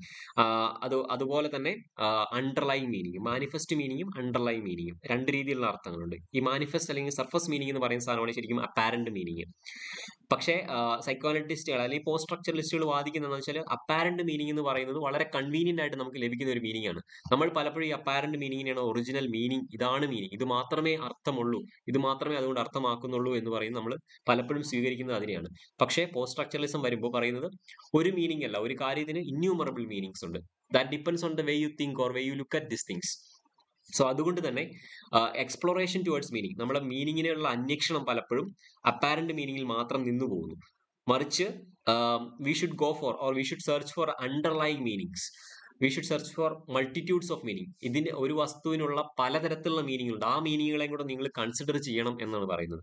അതുകൊണ്ടാണ് ഈ അപ്പാരന്റ് മീനിങ്ങും അതുപോലെ തന്നെ അണ്ടർലൈങ് മീനിങ് എന്നുള്ള ക്ലാസിഫിക്കേഷനെ കുറിച്ച് ഇതിൻ്റെ അതിവിടെ സംസാരിക്കുന്നത്. അതായത് ബേസിക്കലി ഒരു മീനിങ്ങേ ഉള്ളൂ എന്ന് പറയുന്ന ആശയത്തെ അവർ ക്രിട്ടിസൈസ് ചെയ്യുവാണ്. പലതരത്തിലുള്ള മീനിങ്ങുകളുണ്ട്, പലതരത്തിലുള്ള അർത്ഥങ്ങൾ പല രീതിയിൽ വരുന്നുണ്ട്. അപ്പൊ അതിലേക്കുള്ള ഒരു കൈൻഡ് ഓഫ് ഔട്ട്ലുക്ക് ആണ് ശരിക്കും പോസ്റ്റ് സ്ട്രക്ചറലിസം കൊടുക്കുന്നത്. ഓക്കെ, മനസ്സിലായോ? Okay sir, thank you. Fine. Next one deconstruction ഉണ്ട്, രണ്ടെണ്ണം കൂടെ എടുക്കാനുണ്ട് നമുക്ക്. It is time 48. Okay, deconstruction എന്ന് പറയുന്ന ടേം പോസ്റ്റ് സ്ട്രക്ചറലിസത്തിന്റെ ഭാഗമായിട്ട് വരുന്നതാണ്. പക്ഷെ ഡീകൺസ്ട്രക്ഷനിലേക്ക് വരുമ്പോൾ നമ്മൾ പ്രധാനമായിട്ടും കാണുന്നത് ഡെറിഡയുടെ ആർഗ്യുമെന്റ്സ് ആണ്. ഡെറിഡ പ്രത്യേകിച്ച് ലെവിസ്ട്രോസിന്റെ മിത്തോളജിക്കൽ ആന്ത്രോപോളജിക്കൽ സ്ട്രക്ചറലിസ്റ്റ് ആന്ത്രോപോളജിക്കൽ അനാലിസിസിനെ ശരിക്കും ക്രിട്ടിസൈസ് ചെയ്തുകൊണ്ട് മുമ്പോട്ട് വെച്ച ആശയങ്ങളാണ് ശരിക്കും ഡീകൺസ്ട്രക്ഷൻ എന്ന് പറയുന്ന ഒരു മെത്തേഡിലേക്ക്. ഡീകൺസ്ട്രക്ഷൻ ഒരു ഇന്റർപ്രറ്റീവ് മെത്തേഡാണ് ശരിക്കും, ഒരു വ്യാഖ്യാന രീതിയാണ് ശരിക്കും ഡീകൺസ്ട്രക്ഷൻ എന്ന് പറയുന്നത്. Deconstruction as applied in the criticism of literature designates a theory and a practice of reading that questions and claims to subvert or undermine the assumptions that the system of language is based on grounds that are adequate to establish the boundaries, the coherence or unity and the determinate meaning of a literary text. അതായത് basically ഇതൊരു വായനാ രീതിയാണെന്നുള്ളത് ഞാൻ പറഞ്ഞു, ഒരു ആഖ്യാന രീതിയാണെന്ന് ഞാൻ പറഞ്ഞു. ഇത് ശരിക്കും ക്വസ്റ്റ്യൻ ചെയ്യുന്നത് എന്താണെന്ന് വെച്ച് കഴിഞ്ഞാൽ, അതായത് ഇതിനെ എന്തിനെയാണ് ശരിക്കും അഡ്രസ് ചെയ്യാൻ ശ്രമിക്കുന്നത് വെച്ചാൽ, നമ്മുടെ സ്ട്രക്ചറലിസം പോലുള്ള തിയറികൾ പറഞ്ഞു വെച്ച ചില ആശയങ്ങളുണ്ട്. അതായത് ലാംഗ്വേജ് എന്ന് പറയുന്നത് ഒരു വളരെ വെൽ ബിൽറ്റ് ആയിട്ടുള്ള ഒരു സ്ട്രക്ചറാണ്. അപ്പോൾ ലിംഗ്വിസ്റ്റിക് സ്ട്രക്ചറിൽ we can easily understand meanings. ഒരു ടെക്സ്റ്റിനെ നമുക്ക് ആ ഒരു ലിംഗ്വിസ്റ്റിക് സ്ട്രക്ചറിൽ വായിച്ചെടുക്കുമ്പോൾ നമുക്ക് അതിന്റെ പ്രൈമറി ആയിട്ടുള്ള മീനിങ് അല്ലെങ്കിൽ അൾട്ടിമേറ്റ് ആയിട്ടുള്ള മീനിങ് നമുക്ക് പോസിബിൾ ആണ് എന്ന് പറയുകയും, അതുപോലെ തന്നെ ഒരു ടെക്സ്റ്റിന് ഒരു യൂണിറ്റി ഉണ്ട് എന്ന് പറയുകയും, unity in the sense meaning wise ആണെങ്കിലും സ്ട്രക്ചറൽ വൈസ് ആണെങ്കിലും ഒരു യൂണിറ്റി ഉണ്ട് എന്ന് പറയുകയും, I mean, there are certain boundaries, like boundaries in the sense ചില കാര്യങ്ങൾക്ക് നമ്മൾ എടുക്കുന്ന മീനിങ് തന്നെയാണ് പ്രോപ്പർ മീനിങ് എന്ന് പറയുന്ന ഒരു ആശയമാണ് ശരിക്കും ബൗണ്ടറീസ് എന്ന് ഉദ്ദേശിക്കുന്നത്, ലിമിറ്റേഷൻ ഓഫ് മീനിങ് എന്ന് പറയാം അതിന്. അതുപോലെ തന്നെ ഇതാണ് ഒരു ടെക്സ്റ്റിന്റെ മീനിങ് എന്നൊക്കെ പറയുകയും ചെയ്യുന്ന ഒരു ക്വാളിറ്റി ഉണ്ട് ലാംഗ്വേജിന്. സ്ട്രക്ചറലിസ്റ്റുകളെ സംബന്ധിച്ചിടത്തോളം ആ ക്വാളിറ്റി അവർ പറയുന്ന ഒരു ലാംഗ്വേജിന്റെ സ്ട്രക്ചർ ഉള്ളതുകൊണ്ടാണ് ക്വാളിറ്റി ലാംഗ്വേജിനുള്ളത് എന്നാണ് പറയുന്നത്. ആ സ്ട്രക്ചർ പലപ്പോഴും ആ സ്ട്രക്ചർ എന്ന് പറയുന്നത് വളരെ കോൺസ്റ്റന്റ് ആണ്, അതിനെ നമുക്ക് ചലഞ്ച് ചെയ്യാൻ പറ്റില്ല എന്നാണ് സ്ട്രക്ചറിസ്റ്റുകൾ പറയുന്നത്. പക്ഷേ ഡീകൺസ്ട്രക്ഷനിലേക്ക് വരുമ്പോൾ പറയുന്നത് എന്താണ്, അവർ പറയുന്നത് എന്താണെന്ന് വെച്ചാൽ ഇതെല്ലാം ഒരു മിഥ്യാധാരണയാണ്. ലാംഗ്വേജ് എന്ന് പറയുന്നത് ഏത് രീതിയിൽ വേണേലും വായിക്കപ്പെടാം. ഒരു ടെക്സ്റ്റിന് ഒരിക്കലും ഒരു യൂണിറ്റി ഇല്ല. നമ്മളൊരു പക്ഷെ ഒരു ടെക്സ്റ്റിനെ ഓതറിന്റെ ഒരു ബാക്ക്ഗ്രൗണ്ട് വെച്ച് വായിക്കുന്നത് കൊണ്ടായിരിക്കാം ആ ടെക്സ്റ്റ് നമുക്ക് എല്ലാവർക്കും ഒരേപോലെ വായിക്കാൻ പറ്റുന്നത്. അപ്പം ഒരു ടെക്സ്റ്റിനെ നമ്മൾ എല്ലാവരും ഒരേപോലെ വായിക്കുന്നത് വിചാരിക്കുക, ഒരു ക്ലാസ്സിലെ കുട്ടികൾ എല്ലാവരും ഒരു ടെക്സ്റ്റിനെ ഒരേപോലെ വായിക്കുന്നത് വിചാരിക്കുക. അതിന്റെ അർത്ഥം എന്താണെന്ന് വെച്ച് കഴിഞ്ഞാൽ ആ ക്ലാസ്സിലുള്ള കുട്ടികൾ എല്ലാവർക്കും ഒരേ രീതിയിലുള്ള സോഷ്യൽ ക്യാപിറ്റലോ അല്ലെങ്കിൽ ഒരേ രീതിയിലുള്ള അറിവുണ്ട് എന്ന്, ആ ടെക്സ്റ്റിനെ കുറിച്ചുള്ള അവരുടെ അറിവ് ഒരേപോലെ ആയതുകൊണ്ടാവും ഒരുപക്ഷെ അവർ ഒരേപോലെ ആ ടെക്സ്റ്റിനെ വായിക്കാൻ സാധ്യത. കാരണം അവർക്ക് ആ ടെക്സ്റ്റിന്റെ ഓതറിനെ കുറിച്ച് അറിയാം. അത് ചിലപ്പോൾ ആ ടീച്ചർ പറഞ്ഞു കൊടുത്തായിരിക്കും ആ ടെക്സ്റ്റിന്റെ ഓതറിനെ കുറിച്ച് ഇന്ന കാര്യങ്ങൾ. അപ്പോൾ ആ ഓതറിനെ കുറിച്ചുള്ള ആശയങ്ങൾ വെച്ചിട്ടായിരിക്കും ഒരുപക്ഷെ ആ ടെക്സ്റ്റിനെ അവർ അപ്രോച്ച് ചെയ്യുന്നത്. പക്ഷേ അതാണ് ശരിക്കും സ്ട്രക്ചറലിസം പറഞ്ഞു വെക്കുന്നത്. പക്ഷേ പോസ്റ്റ് സ്ട്രക്ചറലിസ്റ്റുകളെ സംബന്ധിച്ചിടത്തോളം അവർ പറയുന്നത് അതല്ല ശരിക്കും മീനിങ്. അതായത് ഒരു ടെക്സ്റ്റിനെ സംബന്ധിച്ചിടത്തോളം അത് ഓരോ ഇൻഡിവിജ്വലും വായിക്കുമ്പോൾ ഓരോ രീതിയിലാണ് അതിന്റെ അർത്ഥം വെളിവായി കിട്ടുക, റിവീൽ ചെയ്ത് വരുന്ന ഓരോ രീതിയിലാണ്. കാരണം നമ്മുടെ റീഡിംഗ് എന്ന് പറയുന്നത്, നമ്മുടെ ലാംഗ്വേജ് എന്ന് പറയുന്നത് ഒരിക്കലും കോൺസ്റ്റന്റ് ആയിട്ടുള്ള ഒരു മീനിങ് തരുന്ന ഒരു സംഭവമല്ല. സോ അതാണ് ആ ഒരു ആശയമാണ് ശരിക്കും ഡീകൺസ്ട്രക്ഷൻ മുമ്പോട്ട് വയ്ക്കുന്നത്. Theory and practice of reading that criticize the idea that systems of language have certain rules which can provide fixed, coherent, unified and specific meaning for a literary text. വളരെ simple ആയിട്ട് അത് പറഞ്ഞിട്ടുണ്ട്. ആ ഒരു ലാംഗ്വേജിന്റെ ആ ഒരു കേപ്പബിലിറ്റിയാണ് ശരിക്കും ഡീകൺസ്ട്രക്ഷൻ ക്രിട്ടിസൈസ് ചെയ്യുന്നത്. ഒറിജിനൽ പ്രാക്ടീഷണർ എന്ന് പറയുന്നത് ജാക്വിസ് ഡെറിഡയാണ്. Of grammatology, writing and difference, of speech and phenomena, ഇതൊക്കെയാണ് അദ്ദേഹത്തിന്റെ മേജർ വർക്കുകൾ.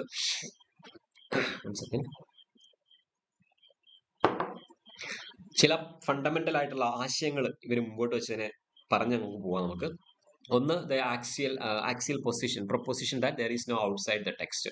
അത് ബേസിക്കലി പോസ്റ്റ് സ്ട്രക്ചറിൽ ഡീകൺസ്ട്രക്ഷൻ പറഞ്ഞു വെക്കുന്ന ഒരു കാര്യമാണ്. You cannot go out of text. അതായത് ടെക്സ്റ്റിന്റെ പുറത്തൊരു വായന ഇല്ല. കാരണം ലാംഗ്വേജ് ആണ് ഈ മീനിങ്ങുകളെയൊക്കെ അല്ലെങ്കിൽ ഈ സ്ട്രക്ചർ ഒക്കെ നമുക്ക് തരുന്നത്, നമുക്ക് വായിക്കാനുള്ള ഒരു പോസിബിലിറ്റി തരുന്നത് ലാംഗ്വേജ് ആണ്. So there is nothing outside of the text. അതായത് ഒരു ട്രാൻസെൻഡന്റൽ ഒരു അൾട്ടിമേറ്റ് ഫിഗർ എന്ന് പറയുന്ന ഒരു സാധനം ഇല്ല. മീനിങ് പ്രൊവൈഡ് ചെയ്യുന്ന ഒരു അൾട്ടിമേറ്റ് ഫിഗർ ഇല്ല. What ever you have is there in the text itself. Reader cannot get beyond the verbal signs to anything in themselves. Thus Western philosophy പിന്നെ അതുപോലെ തന്നെ അവർ ലോഗോസെൻട്രിസത്തെ ക്രിട്ടിസൈസ് ചെയ്യുന്നുണ്ട്. ലോഗോസെൻട്രിസം എന്ന് പറയുന്നത് ടെക്സ്റ്റ് ആൻഡ് വേർഡ് സെന്റേർഡ്നെസ് ആണ്. അത് language ആണ് ബേസിക്കലി അവർ understand ചെയ്യുന്നത്, ബേസിക്കലി അവർ ആർഗ്യൂ ചെയ്യുന്നത് എന്താണെന്ന് വെച്ചാൽ ലോകം എന്ന് പറയുന്നത് ഒരു ലോഗോസെൻട്രിക് ആണ്, വേൾഡ് എന്ന് പറയുന്നത് ലോഗോസെൻട്രിക് ആണ്, പ്രത്യേകിച്ച് വേർഡ് സെന്റേർഡ് ആണ് എന്ന് പറയുന്നു. അത് ബൈബിളും ഒക്കെ ആയിട്ട് ബന്ധപ്പെടുത്തിയിട്ടാണ് അവർ സംസാരിക്കുന്നത്. അതുപോലെ തന്നെ ലോഗോസെൻട്രിക് ആയതുകൊണ്ട് തന്നെ ഫോണോസെൻട്രിക് ആണ്. അത് ഫുള്ളായിട്ട് എനിക്ക് എക്സ്പ്ലെയിൻ ചെയ്യാൻ സമയമില്ല, അതുകൊണ്ടാണ് ഞാൻ സ്കിപ്പ് ചെയ്ത് പോകുന്നത്. നിങ്ങൾ ആ ലെക്ചറിൽ എടുത്ത് നോക്കിക്കഴിഞ്ഞാൽ അറിയാം, ഞാനത് ഫുള്ളായിട്ട് എക്സ്പ്ലെയിൻ ചെയ്തിട്ടുണ്ട്. ഫോണോസെൻട്രിസം എന്താണ്, ലോഗോസെൻട്രിസം എന്താണ്, അത് ലോഗോസെൻട്രിസം ഫോണോസെൻട്രിസം എന്നുള്ള ഡിഫറൻസസ് എന്താണ് എന്നുള്ള കാര്യങ്ങളും അതെങ്ങനെയാണ് എക്സ്പ്ലെയിൻ ചെയ്യപ്പെടുന്നതെന്നും. പിന്നെ അടുത്തൊരു ടേം എന്ന് പറയുന്നത് മെറ്റഫിസിക്സ് ഓഫ് പ്രസൻസ് ആണ്. ടേം ടേക്കൺ ഫ്രം ഹൈദഗറിൽ എടുത്തൊരു ടേമാണ് metaphysics of presence. Derrida signifies what is called ultimate referent. Metaphysics of presence തന്നെയാണ് അദ്ദേഹം ultimate referent എന്നൊക്കെ ഉദ്ദേശിക്കുന്നത്. The presence എന്ന് പറയുന്ന ആശയവും ഡെറിഡയുടെ തന്നെ ആശയം അതിൽ വരുന്നതാണ്. Okay, fine. പ്ലേയെ കുറിച്ചൊക്കെ പറയുന്നത്, പക്ഷെ അത് എക്സ്പ്ലെയിൻ ചെയ്യാൻ പോയി കഴിഞ്ഞാൽ ഒരുപാടുണ്ട്. നിങ്ങളത് മനസ്സിലാക്കി വെച്ചാൽ മതി. ഈ കോൺസെപ്റ്റ് ഒക്കെ ഇയാൾ പറഞ്ഞിട്ടുള്ളതാണ്. ഇയാൾ പറഞ്ഞ യൂസ് ചെയ്യുന്ന ടേംസ് ആണ് മെറ്റാഫിസിക്സ് ഓഫ് പ്രസൻസ്, അൾട്ടിമേറ്റ് റെഫറന്റ്, ഇതൊക്കെ. Okay, fine. ഓക്കെ, മീനിങ് എന്ന് പറയുന്നത് സിഗ്നിഫൈഡും ശരിക്കും അതിന്റെ മീനിങ് ഡിറൈവ് ചെയ്യുന്ന ഡിഫറൻസിൽ നിന്നാണെന്നുള്ളത് നമ്മൾ ഓൾറെഡി അറിയാവുന്ന കാര്യമാണ്. ഇനി the apparent meaning is a result only of a self effacing trace. അത് ട്രേസ് എന്ന് പറയുന്ന സാധനം ഞാൻ നേരത്തെ പറഞ്ഞപ്പം സൂചിപ്പിച്ചിരുന്നു. അപ്പാരന്റ് മീനിങ്, അതായത് നമുക്ക് വളരെ സിമ്പിൾ ആയിട്ട് ഡയറക്റ്റ് ആയിട്ട് കിട്ടുന്ന മീനിങ്, അർത്ഥം എന്ന് പറയുന്നത് ശരിക്കും ഒരു സെൽഫ് എഫേസിംഗ് ട്രേസിന്റെ ഭാഗമാണ്. അതായത് അർത്ഥമില്ലായ്മയുടെ പ്രോഡക്റ്റ് ആണ് ശരിക്കും ഒരർത്ഥം എന്ന് പറയുന്നത്. ഞാൻ ആ മറ്റേ ചെയിൻ നിങ്ങളോട് പറഞ്ഞപ്പോൾ, ഹൗസിന്റെ കാര്യം പറഞ്ഞപ്പോൾ നിങ്ങൾ ഓർക്കുന്നുണ്ടാവുമല്ലോ. ഹൗസ് എന്ന് പറയുന്നതിന് അർത്ഥം നമുക്ക് കിട്ടുന്നത് അതിന്റെ അപ്പുറത്തും ഇപ്പുറത്തുമുള്ള കാര്യങ്ങളെ നമ്മൾ ഡിനൈ ചെയ്യുമ്പോഴാണ്, അതിനെ നമ്മൾ അവോയ്ഡ് ചെയ്യുമ്പോഴാണ് ശരിക്കും ഹൗസ് എന്ന് പറയുന്ന ഒരു മെയിൻ മീനിങ് നമുക്ക് ഒറിജിനേറ്റ് ചെയ്ത് കിട്ടുന്നത്. അത് തന്നെയാണ് ഇവിടെ പറയുന്നത്. ഒരുപാട് ട്രേസസ് ഉണ്ട്. അതായത് ഏതൊരു വാക്കെടുത്താലും അതിനെല്ലാം ഒരുപാട് ട്രേസസ് ഉണ്ട്. അതായത് ഒരുപാട് ട്രേസ് എന്ന് പറഞ്ഞാൽ ഒരുപാട് മീനിങ്ങുകളുണ്ട്. അതിനെയൊക്കെ നമ്മൾ അവോയ്ഡ് ചെയ്യുമ്പോഴാണ് നമ്മൾ ഒരു പർട്ടിക്കുലർ മീനിങ്ങിലേക്ക് എത്തുന്നത്. Trace the whole absence of meaning that makes utterance to have a meaning of its own. ഇപ്പൊ ഞാൻ പറഞ്ഞ ആശയം തന്നെയാണത്. We can never in any instance of speech or writing have a demonstrably fixed and decided present meaning. അത് same തന്നെയാണ്. ഒരിക്കലും നമുക്കൊരു fixed and desirable meaning ഒരിക്കലും ഒരു കോണ്ടെക്സ്റ്റിൽ നമുക്ക് ഉണ്ടാക്കാൻ പറ്റില്ല. It is always changing. Key terms ഒന്ന് transcendental signified language independent reality എന്നാണ് ഇതിന്റെ അർത്ഥം. Significance of a meaning can never attain a language independent reality. അത് ഡെറിഡ പറയുന്നതാണ്. ഒരു സിഗ്നിഫിക്കൻസിനും ഒരു സിഗ്നിഫയേഴ്സിനും ഒരു ലാംഗ്വേജ് ബിയോണ്ട് ഇൻഡിപെൻഡന്റ് റിയാലിറ്റിയെ അറ്റൈൻ ചെയ്യാൻ പറ്റില്ല. പക്ഷെ ലൈക്ക് സെന്റേഴ്സ് ലൈക്ക് ഓതർ അല്ലെങ്കിൽ ഗോഡ് ഒക്കെ ട്രാൻസെൻഡന്റൽ സിഗ്നിഫൈഡുകളാണ്. They are actually language independent ആണെന്നാണ് അവർ ക്ലെയിം ചെയ്യുന്നത്. പക്ഷെ അതിനെയൊക്കെ പൊളിക്കുന്നുണ്ട് ഡെറിഡ. മറ്റൊന്ന് ഡിഫറൻസ് എന്ന് പറയുന്ന ഒരു ടേമാണ് ദരിത ഉപയോഗിച്ചിരിക്കുന്നത്. പിന്നെ ഡിസെമിനേറ്റഡ് എന്ന് പറയുന്ന ഒരു ടേം ഉണ്ട്. Dispersing meaning among innumerable alternatives and of negating any specific meaning. Dissemination. Procedure of deconstruction എന്ന് പറയുന്നത് to subvert the innumerable binary oppositions such as speech, writing, nature. Okay, basically deconstruction ചെയ്യുന്നത് invert the hierarchies ആണ്, അല്ലെങ്കിൽ destabilise both ഹയറാർക്കീസ്. ഈ ഹയറാർക്കീസിനെ destabilise ചെയ്യുക എന്നുള്ളതാണ് ശരിക്കും ഡീകൺസ്ട്രക്ഷന്റെ ഒരു പർപ്പസ്. മറ്റൊരു ടൈം അപ്പോറിയാണ്. അപ്പോറിയ എന്ന് പറയുന്നത് ഡബിൾ ബ്ലൈൻഡ് എന്ന് പറയും, അല്ലെങ്കിൽ ഇൻസൂപ്പറബിൾ ഡെഡ് ലോക്ക് ആണ് of incompatible or contradictory meaning which are undecidable in that we lakh any sufficient ground four choosing among. അതായത് രണ്ട് മീനിങ്ങുകൾ ഒരു വാക്കിന് ഒരേ സമയം വരുന്നു. ആ മീനിങ്ങുകൾക്കിടയിൽ നമുക്ക് ചൂസ് ചെയ്യാൻ പറ്റാത്ത ഒരവസ്ഥയാണ് ശരിക്കും അപ്പോറിയ എന്ന് പറയുന്നത്. അതായത് ഒരു ഡെഫിനിറ്റ് മീനിങ്ങിലേക്ക് എത്താൻ പറ്റാത്ത ഒരവസ്ഥയാണ് ശരിക്കും അപ്പോറിയ എന്നുകൊണ്ട് ഉദ്ദേശിക്കുന്നത്. Okay, deconstruction is something that simply happens in a critical reading. Okay, deconstruction എന്ന് പറയുന്നത് ഒരു ആശയം. Derrida rendering deconstruction is that each text deconstructs itself by undermining its own supposed grounds and dispersing itself into a corner. Okay, ഒന്നുമില്ല. Deconstruction is something that simply happens in a critical reading. അതൊരു ആഖ്യാന രീതിയാണ്, നമ്മൾ ആദ്യം തന്നെ പറഞ്ഞു. Major proponents എന്ന് പറയുന്നത് Paul de Man, allegories of reading 1979, Barbara Johnson, the critical difference 1980, J Hillis Miller, theory then and now 1991. Okay, we'll move on to the next one. Psychoanalytical criticism. കുറച്ച് ഫാസ്റ്റ് ആയിട്ട് ഞാൻ പോവാണ്. Psychoanalytical criticism deals with a text as an expression in an indirect and fictional form of a state of mind and structure of personality of an individual author. Basically, psychoanalytic criticism എന്ന് പറയുന്ന ഫ്രോയിഡിൽ നിന്നും origin ചെയ്തിട്ടുള്ള ഒരു way of criticism ആണ്, literary criticism ആണ് സൈക്കോഅനാലിറ്റിക്കൽ criticism. Psycho അനാലിസിസിന്റെ features inspire ചെയ്തുകൊണ്ട് വന്നേക്കുന്ന ഒരു way of dealing with text ആണ്. അവരെ സംബന്ധിച്ചിടത്തോളം ടെക്സ്റ്റ് എന്ന് പറയുന്നത് expression in an indirect and fictional form of a state of mind and structure of personality of individual author. ഒരു ഓതറിന്റെ സ്റ്റേറ്റ് ഓഫ് മൈൻഡ് അല്ലെങ്കിൽ അദ്ദേഹത്തിന്റെ സ്ട്രക്ചർ ഓഫ് പേഴ്സണാലിറ്റിയുടെ ഒരു ഇൻഡയറക്റ്റ് റെപ്രസെന്റേഷൻ ആണ് ടെക്സ്റ്റ് എന്ന് പറയുന്നത്. അതാണ് അവർ ഉദ്ദേശിക്കുന്നത്. What they mean by this. Second, കേൾക്കാൻ പറ്റുന്നുണ്ടല്ലേ? Okay, fine. അതൊന്നും വേണ്ട. സിഗ്മണ്ട് ഫ്രോയിഡ് ആണ് മേജർ ആദ്യത്തെ ഫിഗർ എന്ന് പറയുന്നത്, ഫാദർ ഫിഗർ എന്ന് പറയുന്നത്. Developed the dynamics form of psychology that is called psycho analysis. Introduction to psycho analysis major വർക്കാണ് 1920. ഡ്രീം അനാലിസിസ്, ഫാന്റസി ഫുൾഫിൽമെന്റ് ഒക്കെ നിങ്ങൾക്ക് വായിച്ചെടുക്കാവുന്നുള്ളൂ. ചീഫ് മെക്കാനിസം പ്രത്യേകിച്ച് ഞാൻ ഫ്രോയിഡിന്റെയാണ് ഇവിടെ ഉദ്ദേശിച്ചിരിക്കുന്നത്. ഫ്രോയിഡിന്റെ മേജർ ടേംസ് ഒന്ന് condensation, the omission of a part of unconscious material and fusion of several unconscious elements into a single entity.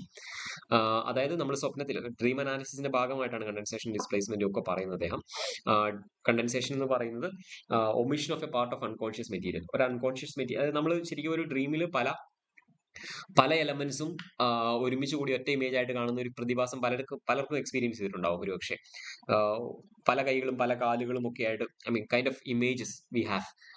അത് ഒരു ബന്ധവുമില്ലാത്ത പല ഫാക്ടേഴ്സിനെ നമ്മൾ ജിക്സോ പസിലൊക്കെ പോലെ ഒരുമിച്ച് ചേർത്ത് വെച്ചിട്ട് ഉള്ള ഡ്രീംസ് നമ്മൾ കണ്ടിട്ടുണ്ട്. അതിനാണ് കണ്ടൻസേഷൻ എന്ന് പറയുന്നത്. ഡിസ്പ്ലേസ്മെന്റ് എന്ന് പറയുന്നത് substitution of an unconscious object of a desire by one that is acceptable to the conscious mind. അതായത് ഡിസ്പ്ലേസ്മെന്റ് എന്ന് പറയുന്നത് ശരിക്കും നമ്മുടെ മനസ്സിൽ സപ്രസ് ചെയ്തിരിക്കുന്ന ഒരു ഒബ്ജക്റ്റ് അല്ലെങ്കിൽ ഒരു തോട്ട്, അതിനെ നമുക്ക് ഒരിക്കലും കോൺഷ്യസ് മൈൻഡിലേക്ക് കൊണ്ടുവരാൻ നമുക്ക് താല്പര്യമില്ല. കാരണം ഇത് ട്രോമാറ്റിക് ആയിരിക്കും ഒരു പക്ഷേ. അത്തരത്തിലുള്ള ഒരു തോട്ടിനെ നമ്മുടെ മൈൻഡ് തന്നെ എന്ത് ചെയ്യും, അത് വേറൊരു ഫോമിലോട്ടാക്കി, കുറച്ചുകൂടെ ഒരു പ്ലീസിംഗ് ആയിട്ടുള്ള ഫോമിലോട്ടാക്കി അത് അവതരിപ്പിക്കും ഡ്രീമുകളിലൂടെ, അല്ലെങ്കിൽ കോൺഷ്യസ് മൈൻഡിലേക്ക് കൊണ്ടുവരും. അതിനെയാണ് ശരിക്കും ഡിസ്പ്ലേസ്മെന്റ് എന്ന് പറയുന്നത്. സിംബലിസം, ദ റെപ്രസെന്റേഷൻ ഓഫ് അത് സിംബലിസം എന്ന് പറയുന്നത് നമ്മുടെ പല പല രീതിയിലുള്ള എക്സ്പീരിയൻസുകളെയും പല രീതിയിലുള്ള പ്രോബ്ലംസിനെയും ഒക്കെ പലപ്പോഴും സിംബോളിക് ഫോമിലാണ് വരുന്നത്. Like sexuality stands for balloon, അങ്ങനെയുള്ള ഒരുപാട് സിംബൽസ് ഉണ്ട്.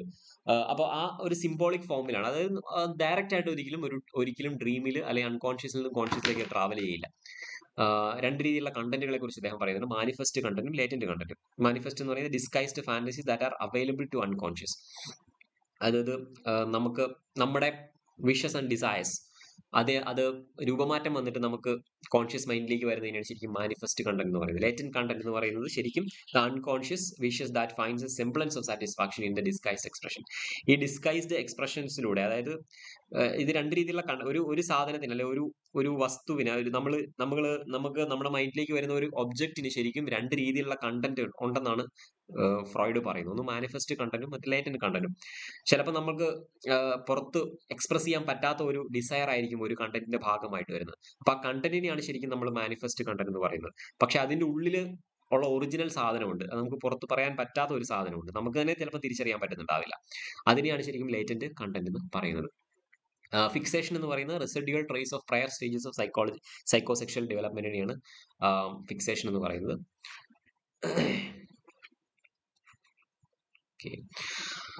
ആർട്ട് ആൻഡ് ആർട്ടിസ്റ്റ് അതൊന്നും വേണ്ട, അത് നിങ്ങൾക്ക് തന്നെ വായിക്കാവുന്നുള്ളൂ.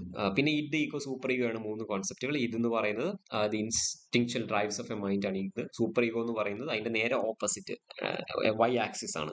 സോഷ്യലൈസേഷൻ, മൊറാലിറ്റി, കൾച്ചറൽ അഡാപ്റ്റേഷൻ, അതായത് സൊസൈറ്റിയുടെ ഡിമാൻഡ്സിനാണ് ശരിക്കും സൂപ്പർ ഈഗോ എന്ന് പറയുന്നത്. ഈഗോ എന്ന് പറയുന്നത് ഇത് രണ്ടിന്റെയും മുമ്പിൽ നടുക്ക് നിൽക്കുന്ന സിന്തസിസിന്റെ ഒരു ഫേസിനെയാണ് ഈഗോ എന്ന് പറയുന്നത്. അതായത് നമ്മുടെ ഇതിനെ സാറ്റിസ്ഫൈ ചെയ്തുകൊണ്ട്, അത് നമ്മുടെ വൈൽഡ് ഡിസയേഴ്സിനെ സാറ്റിസ്ഫൈ ചെയ്തുകൊണ്ട്, at the same time super ഈഗോയെ കൺവിൻസ് ചെയ്തുകൊണ്ട് നമുക്ക് പ്ലഷർ പ്രൊവൈഡ് ചെയ്യുന്ന ഒരു സ്റ്റേറ്റ് ഓഫ് മൈൻഡ് ആണ് ശരിക്കും ഈഗോ എന്ന് പറയുന്നത്. ഈഡിപ്പസ് കോംപ്ലക്സും അദ്ദേഹത്തിന്റെ തന്നെ ഒരു കോൺട്രിബ്യൂഷൻ ആണ്. രണ്ടാമത്തെ മേജർ സൈക്കോ അനാലിസ്റ്റ് എന്ന് പറയുന്നത് യുങ് ആണ്. യുങ്ങിന്റെ 3 മേജർ ഐഡിയാസ് ഉണ്ട്. ഒന്ന് collective consciousness, 2 racial memory, 3 archetypes. Collective consciousness എന്ന് പറയുന്നത് it is an unconscious that is shared by all individual in all cultures and its repository of racial memories. അതായത് ഒരു സൊസൈറ്റിയുടെ അൺകോൺഷ്യസ് എന്ന് പറയുന്നത് ആ ഇൻഡിവിജ്വലിന്റെ അൺകോൺഷ്യസ് തന്നെയാണ്. അതായത് ഒരു സൊസൈറ്റിയുടെ അൺകോൺഷ്യസിന്റെ ഭാഗമാണ് എല്ലാ ഇൻഡിവിജ്വൽസിന്റെയും അൺകോൺഷ്യസ് എന്ന് ഒരാശയം അദ്ദേഹം മുമ്പോട്ട് വയ്ക്കുന്നുണ്ട് കളക്റ്റീവ് അൺകോൺഷ്യസിൽ. ഇപ്പൊ ഞാനും നിങ്ങളും എല്ലാം ഒരേ ഭാഷ ഷെയർ ചെയ്യുന്ന ആൾക്കാരാണെങ്കിൽ, ഒരേ ഹിസ്റ്ററി ഷെയർ ചെയ്യുന്ന ആൾക്കാരാണെങ്കിൽ നമുക്ക് എല്ലാവർക്കും ഒരു കളക്റ്റീവ് ആയിട്ടുള്ള ഒരു അൺകോൺഷ്യസ് ഉണ്ട്. നമ്മളെല്ലാവരും പരസ്പരം അങ്ങോട്ടും ഇങ്ങോട്ടും ഷെയർ ചെയ്യുന്ന സെൻസ് പ്രൊവൈഡ് ചെയ്യുന്നതല്ല, നമ്മൾ പരസ്പരം അങ്ങോട്ടും ലിങ്ക്ഡ് ആയിട്ടുള്ള ഒരു അൺകോൺഷ്യസ് ഉണ്ട്. അതിനാണ് കളക്റ്റീവ് അൺകോൺഷ്യസ് എന്ന് പറയുന്നത്. അദ്ദേഹം അതിനെ റേഷ്യൽ മെമ്മറീസ് എന്ന് പറയുന്നുണ്ട്. റേഷ്യൽ മെമ്മറി എന്ന് പറയുന്നത് ഇത് തന്നെയാണ്, നമ്മൾ കോമൺ ആയിട്ട് ഷെയർ ചെയ്യുന്ന ആ ഒരു ആസ്പെക്ട് ഓഫ് മെമ്മറി. ആർക്കിടൈപ്സ് എന്ന് പറയുന്നത് primordial patterns of experience, primordial images and patterns that are recurring, അതിനാണ് ആർക്കിടൈപ്സ് എന്ന് പറയുന്നത്. Okay, fine. അദ്ദേഹത്തിന്റെ ലിറ്ററേച്ചറിനെ കുറിച്ചുള്ള ഒബ്സർവേഷൻ, ലൈക്ക് ഗ്രേറ്റ് ലിറ്ററേച്ചർ എന്ന് പറയുന്നത് ഈ പാറ്റേൺസ്, അതായത് ആർക്കിടൈപ്സിന്റെ റെപ്രസെന്റേഷൻ ആണ് എന്നുള്ള ആശയങ്ങളൊക്കെ അദ്ദേഹം പറയുന്നുണ്ട്. ഇനി സ്ട്രക്ചറൽ ആൻഡ് പോസ്റ്റ് സ്ട്രക്ചറലിസ്റ്റ് തിയറീസിനെ കുറച്ച് തിയറിസ്റ്റുകളെ ഞാനിവിടെ കൊടുത്തിട്ടുണ്ട്. ജൂലിയറ്റ് മില്ലറ്റ് ഉണ്ട്, മേരി ജേക്കബ്സ് ഉണ്ട്, നാൻസി ചോഡൂർ ഉണ്ട്, റോസ്ലിൻ മിൻസ്കി ഉണ്ട്. അവരൊക്കെ നിങ്ങൾ വായിച്ചു പോയാൽ മതി, പറയാനില്ല. അടുത്തത് ലാസ്റ്റ് ഫിഗർ എന്ന് പറയുന്നത് ലെക്കാനാണ്. Lacan is also called the French Freud. Developed a systematic semiotic version of Freud. ഫ്രോയിഡിന്റെ കുറച്ചുകൂടെ പ്രസന്റബിൾ ആയിട്ടുള്ള രീതിയിൽ അദ്ദേഹത്തിന്റെ പല കൺസെപ്റ്റുകളെയും, പ്രത്യേകിച്ച് ഈഡിപ്പസ് കോംപ്ലക്സ് പോലുള്ള കൺസെപ്റ്റുകളെ കുറച്ചുകൂടെ പ്രസന്റബിൾ ആയിട്ടുള്ള രീതിയിൽ അവതരിപ്പിച്ച, അല്ലെങ്കിൽ കുറച്ചുകൂടെ ലോജിക്കൽ ആയിട്ടുള്ള രീതിയിൽ അവതരിപ്പിച്ച ആളാണ് Lacan. Unconscious is structured like a language. അദ്ദേഹത്തിന്റെ ഒരു വളരെ ഫേമസ് ആയിട്ടുള്ള ഒരു സ്റ്റേറ്റ്മെന്റ് ആണ്. സ്റ്റേറ്റ്മെന്റ് മാത്രമല്ല, ഒരു തിയററ്റിക്കൽ പൊസിഷൻ ആണ് ശരിക്കും.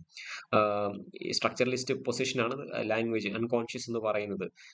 ഫ്രോയിഡ് പറഞ്ഞു വെച്ച അൺകോൺഷ്യസിലെ നമുക്കറിയാം മുഴുവൻ ഡിസയേഴ്സിനെ കുറിച്ചും ഇറോട്ടിക് ആയിട്ടുള്ള, അല്ലെങ്കിൽ ഈറോസ് താനസ് എന്ന് പറയുന്ന മറ്റേ ആ ഒരു ഡിസയർ സെന്റേഡ് ആയിരുന്നു, അല്ലെങ്കിൽ സെക്ഷുവാലിറ്റി സെന്റേഡ് ആയിരുന്നു. അതിനെ കുറച്ചുകൂടെ ലിംഗ്വിസ്റ്റിക് ആയിട്ടുള്ള ഒരു ലോജിക്കൽ ആയിട്ടുള്ള ഒരു സ്ട്രക്ചറിലേക്ക് മാറ്റിയത്. ഈ ലിംഗ്വിസ്റ്റിക് സ്ട്രക്ചർ ആണ് ശരിക്കും അൺകോൺഷ്യസിനുള്ളത് എന്ന് പറഞ്ഞ് മുമ്പോട്ട് വെച്ച ഒരു ആശയമാണ് ശരിക്കും ലക്കാൻ പറഞ്ഞു വെക്കുന്നത്. Recast Freud's key concepts and mechanisms into linguistic modes. Human mind as constituted by language as we. അദ്ദേഹത്തിന്റെ തന്നെ മിത്ത് ക്രിറ്റിസിസത്തിൽ, മിത്തിന്റെ ഇന്റർപ്രിട്ടേഷനിൽ അത് തന്നെയാണ് അദ്ദേഹം പറയുന്നത്. അതായത് നമ്മുടെ ഡ്രീംസ് എന്ന് പറയുന്നത് ബേസിക്കലി ലാംഗ്വേജിന്റെ ഫോമിലാണ്, അതുകൊണ്ട് നമുക്ക് ഈസി ആയിട്ട് അതിനെ ഇന്റർപ്രറ്റ് ചെയ്യാൻ പറ്റും എന്ന് പറയുന്നു. Lacan's formulation of the Freud's concept of early stage of psychosexual development, അത് ഇമ്പോർട്ടന്റ് ആണ്. 3 imaginary stage, symbolic stage, mirror stage. 3 സ്റ്റേജുകളാണ് ഒരു ഹ്യൂമൻ ബീയിന്റെ ഡെവലപ്മെന്റിന്റെ ഭാഗം, അല്ലെങ്കിൽ കോൺഷ്യസ്നെസിന്റെ ഡെവലപ്മെന്റിന്റെ ഭാഗമായിട്ടുള്ളത്. ഒന്ന് imaginary stage, it's A pre linguistic stage of development. ആ ഒരു സ്റ്റേജിൽ പ്രീ ലിംഗ്വിസ്റ്റിക് സ്റ്റേജ് ആണ്, അതായത് നമ്മൾ ലാംഗ്വേജ് അക്വയർ ചെയ്യുന്നതിന് മുമ്പുള്ള സ്റ്റേജ് ആണ്. ഈ ഒരു സ്റ്റേജിൽ സബ്ജക്റ്റിന്, അതായത് ഒരു കുട്ടിയെ സംബന്ധിച്ചിടത്തോളം ആ കുട്ടിയുടെ സെൽഫിനെ കുറിച്ച് ഒരു അവയർനെസ് ഉണ്ടാവില്ല. വാട്ട് ഈസ് ഹി, അല്ലെങ്കിൽ how he is different from the other social beings, ആ ഒരു ഡിഫറൻസ് ഉണ്ടാവില്ല. ഇൻഡിവിജ്വാലിറ്റി ഡെവലപ്പ് ചെയ്തിട്ടുണ്ടാവില്ല, സബ്ജക്ടിവിറ്റി ഡിഫൈൻഡ് ആയിട്ടുണ്ടാവില്ല. ആ സ്റ്റേജിനെയാണ് ഇമാജിനറി സ്റ്റേജ് എന്ന് പറയുന്നത്. This is stage pre linguistic stage. Symbolic stage എന്ന് പറയുന്നത് that is another major stage ആണ് ശരിക്കും. പോസ്റ്റ് ലിംഗ്വിസ്റ്റിക് സ്റ്റേജ് ആണ് കേട്ടോ, അത് പ്രീ ലിംഗ്വിസ്റ്റിക് അല്ല. ലിംഗ്വിസ്റ്റിക് സ്റ്റേജ് ആണ് ശരിക്കും. Stage after the acquisition of language, subject അസിമിലേറ്റ്സ് the inherent, one second, okay, language, okay, language acquires what? Language acquires accept this predetermined position in which linguistic oppositions to male female. അതായത് language acquire ചെയ്ത് കഴിയുമ്പോഴത്തേക്ക് subjectivity form ചെയ്യാൻ തുടങ്ങുന്നു. അതുപോലെ തന്നെ ബന്ധങ്ങൾ തിരിച്ചറിയാം. ബന്ധം ഇൻ സെൻസ് നമ്മുടെ ബേസിക് ആയിട്ടുള്ള ഡിഫറൻസസിനെ നമ്മൾ തിരിച്ചറിയാം, നമ്മുടെ ബോഡിയെ നമ്മൾ റിയലൈസ് ചെയ്യാൻ തുടങ്ങുന്നു. ഈ ഒരു സമയമാണ് സിംബോളിക് സ്റ്റേജ്. സിംബോളിക് എന്ന് പറയുന്നത് ഉദ്ദേശിക്കുന്നത് symbol. Language is symbol, stands for symbol. Language symbolic structure ആണല്ലോ, സോ അതുകൊണ്ടാണ് അതിനെ വിളിക്കുന്നത്. ഇനി അതിന്റെ രണ്ടിന്റെ ഇടയിൽ വരുന്ന സ്റ്റേജ് ആണ് മിറർ സ്റ്റേജ് എന്ന് പറയുന്നത്. It's an intervening stage between these two stages. ഈ സമയത്താണ് ശരിക്കും ആ ഒരു ട്രാൻസിഷണൽ പീരീഡ്, ഒരു 7 to 6 months ആണ് ഇതിനെ ശരിക്കും അദ്ദേഹം മാർക്ക് ചെയ്യുന്നത്. Begins to develop a sense of separate self and illusory understanding of one self as an autonomous subject. Okay, ഇത്രയുമാണ് ലക്കാൻ അല്ലെങ്കിൽ സൈക്കോ അനാലിസിസിലുള്ളത്. ഇനി ഓക്കെ ഫൈൻ. ഇനി നിങ്ങൾക്ക് ഇന്നത്തെ അകത്ത് എന്തെങ്കിലും സംശയങ്ങൾ, നിങ്ങൾ എന്തെങ്കിലും സംശയങ്ങൾ റേസ് ചെയ്യാനായിട്ട് കൊണ്ടുവന്നിട്ടുണ്ടെങ്കിൽ you can ask me now.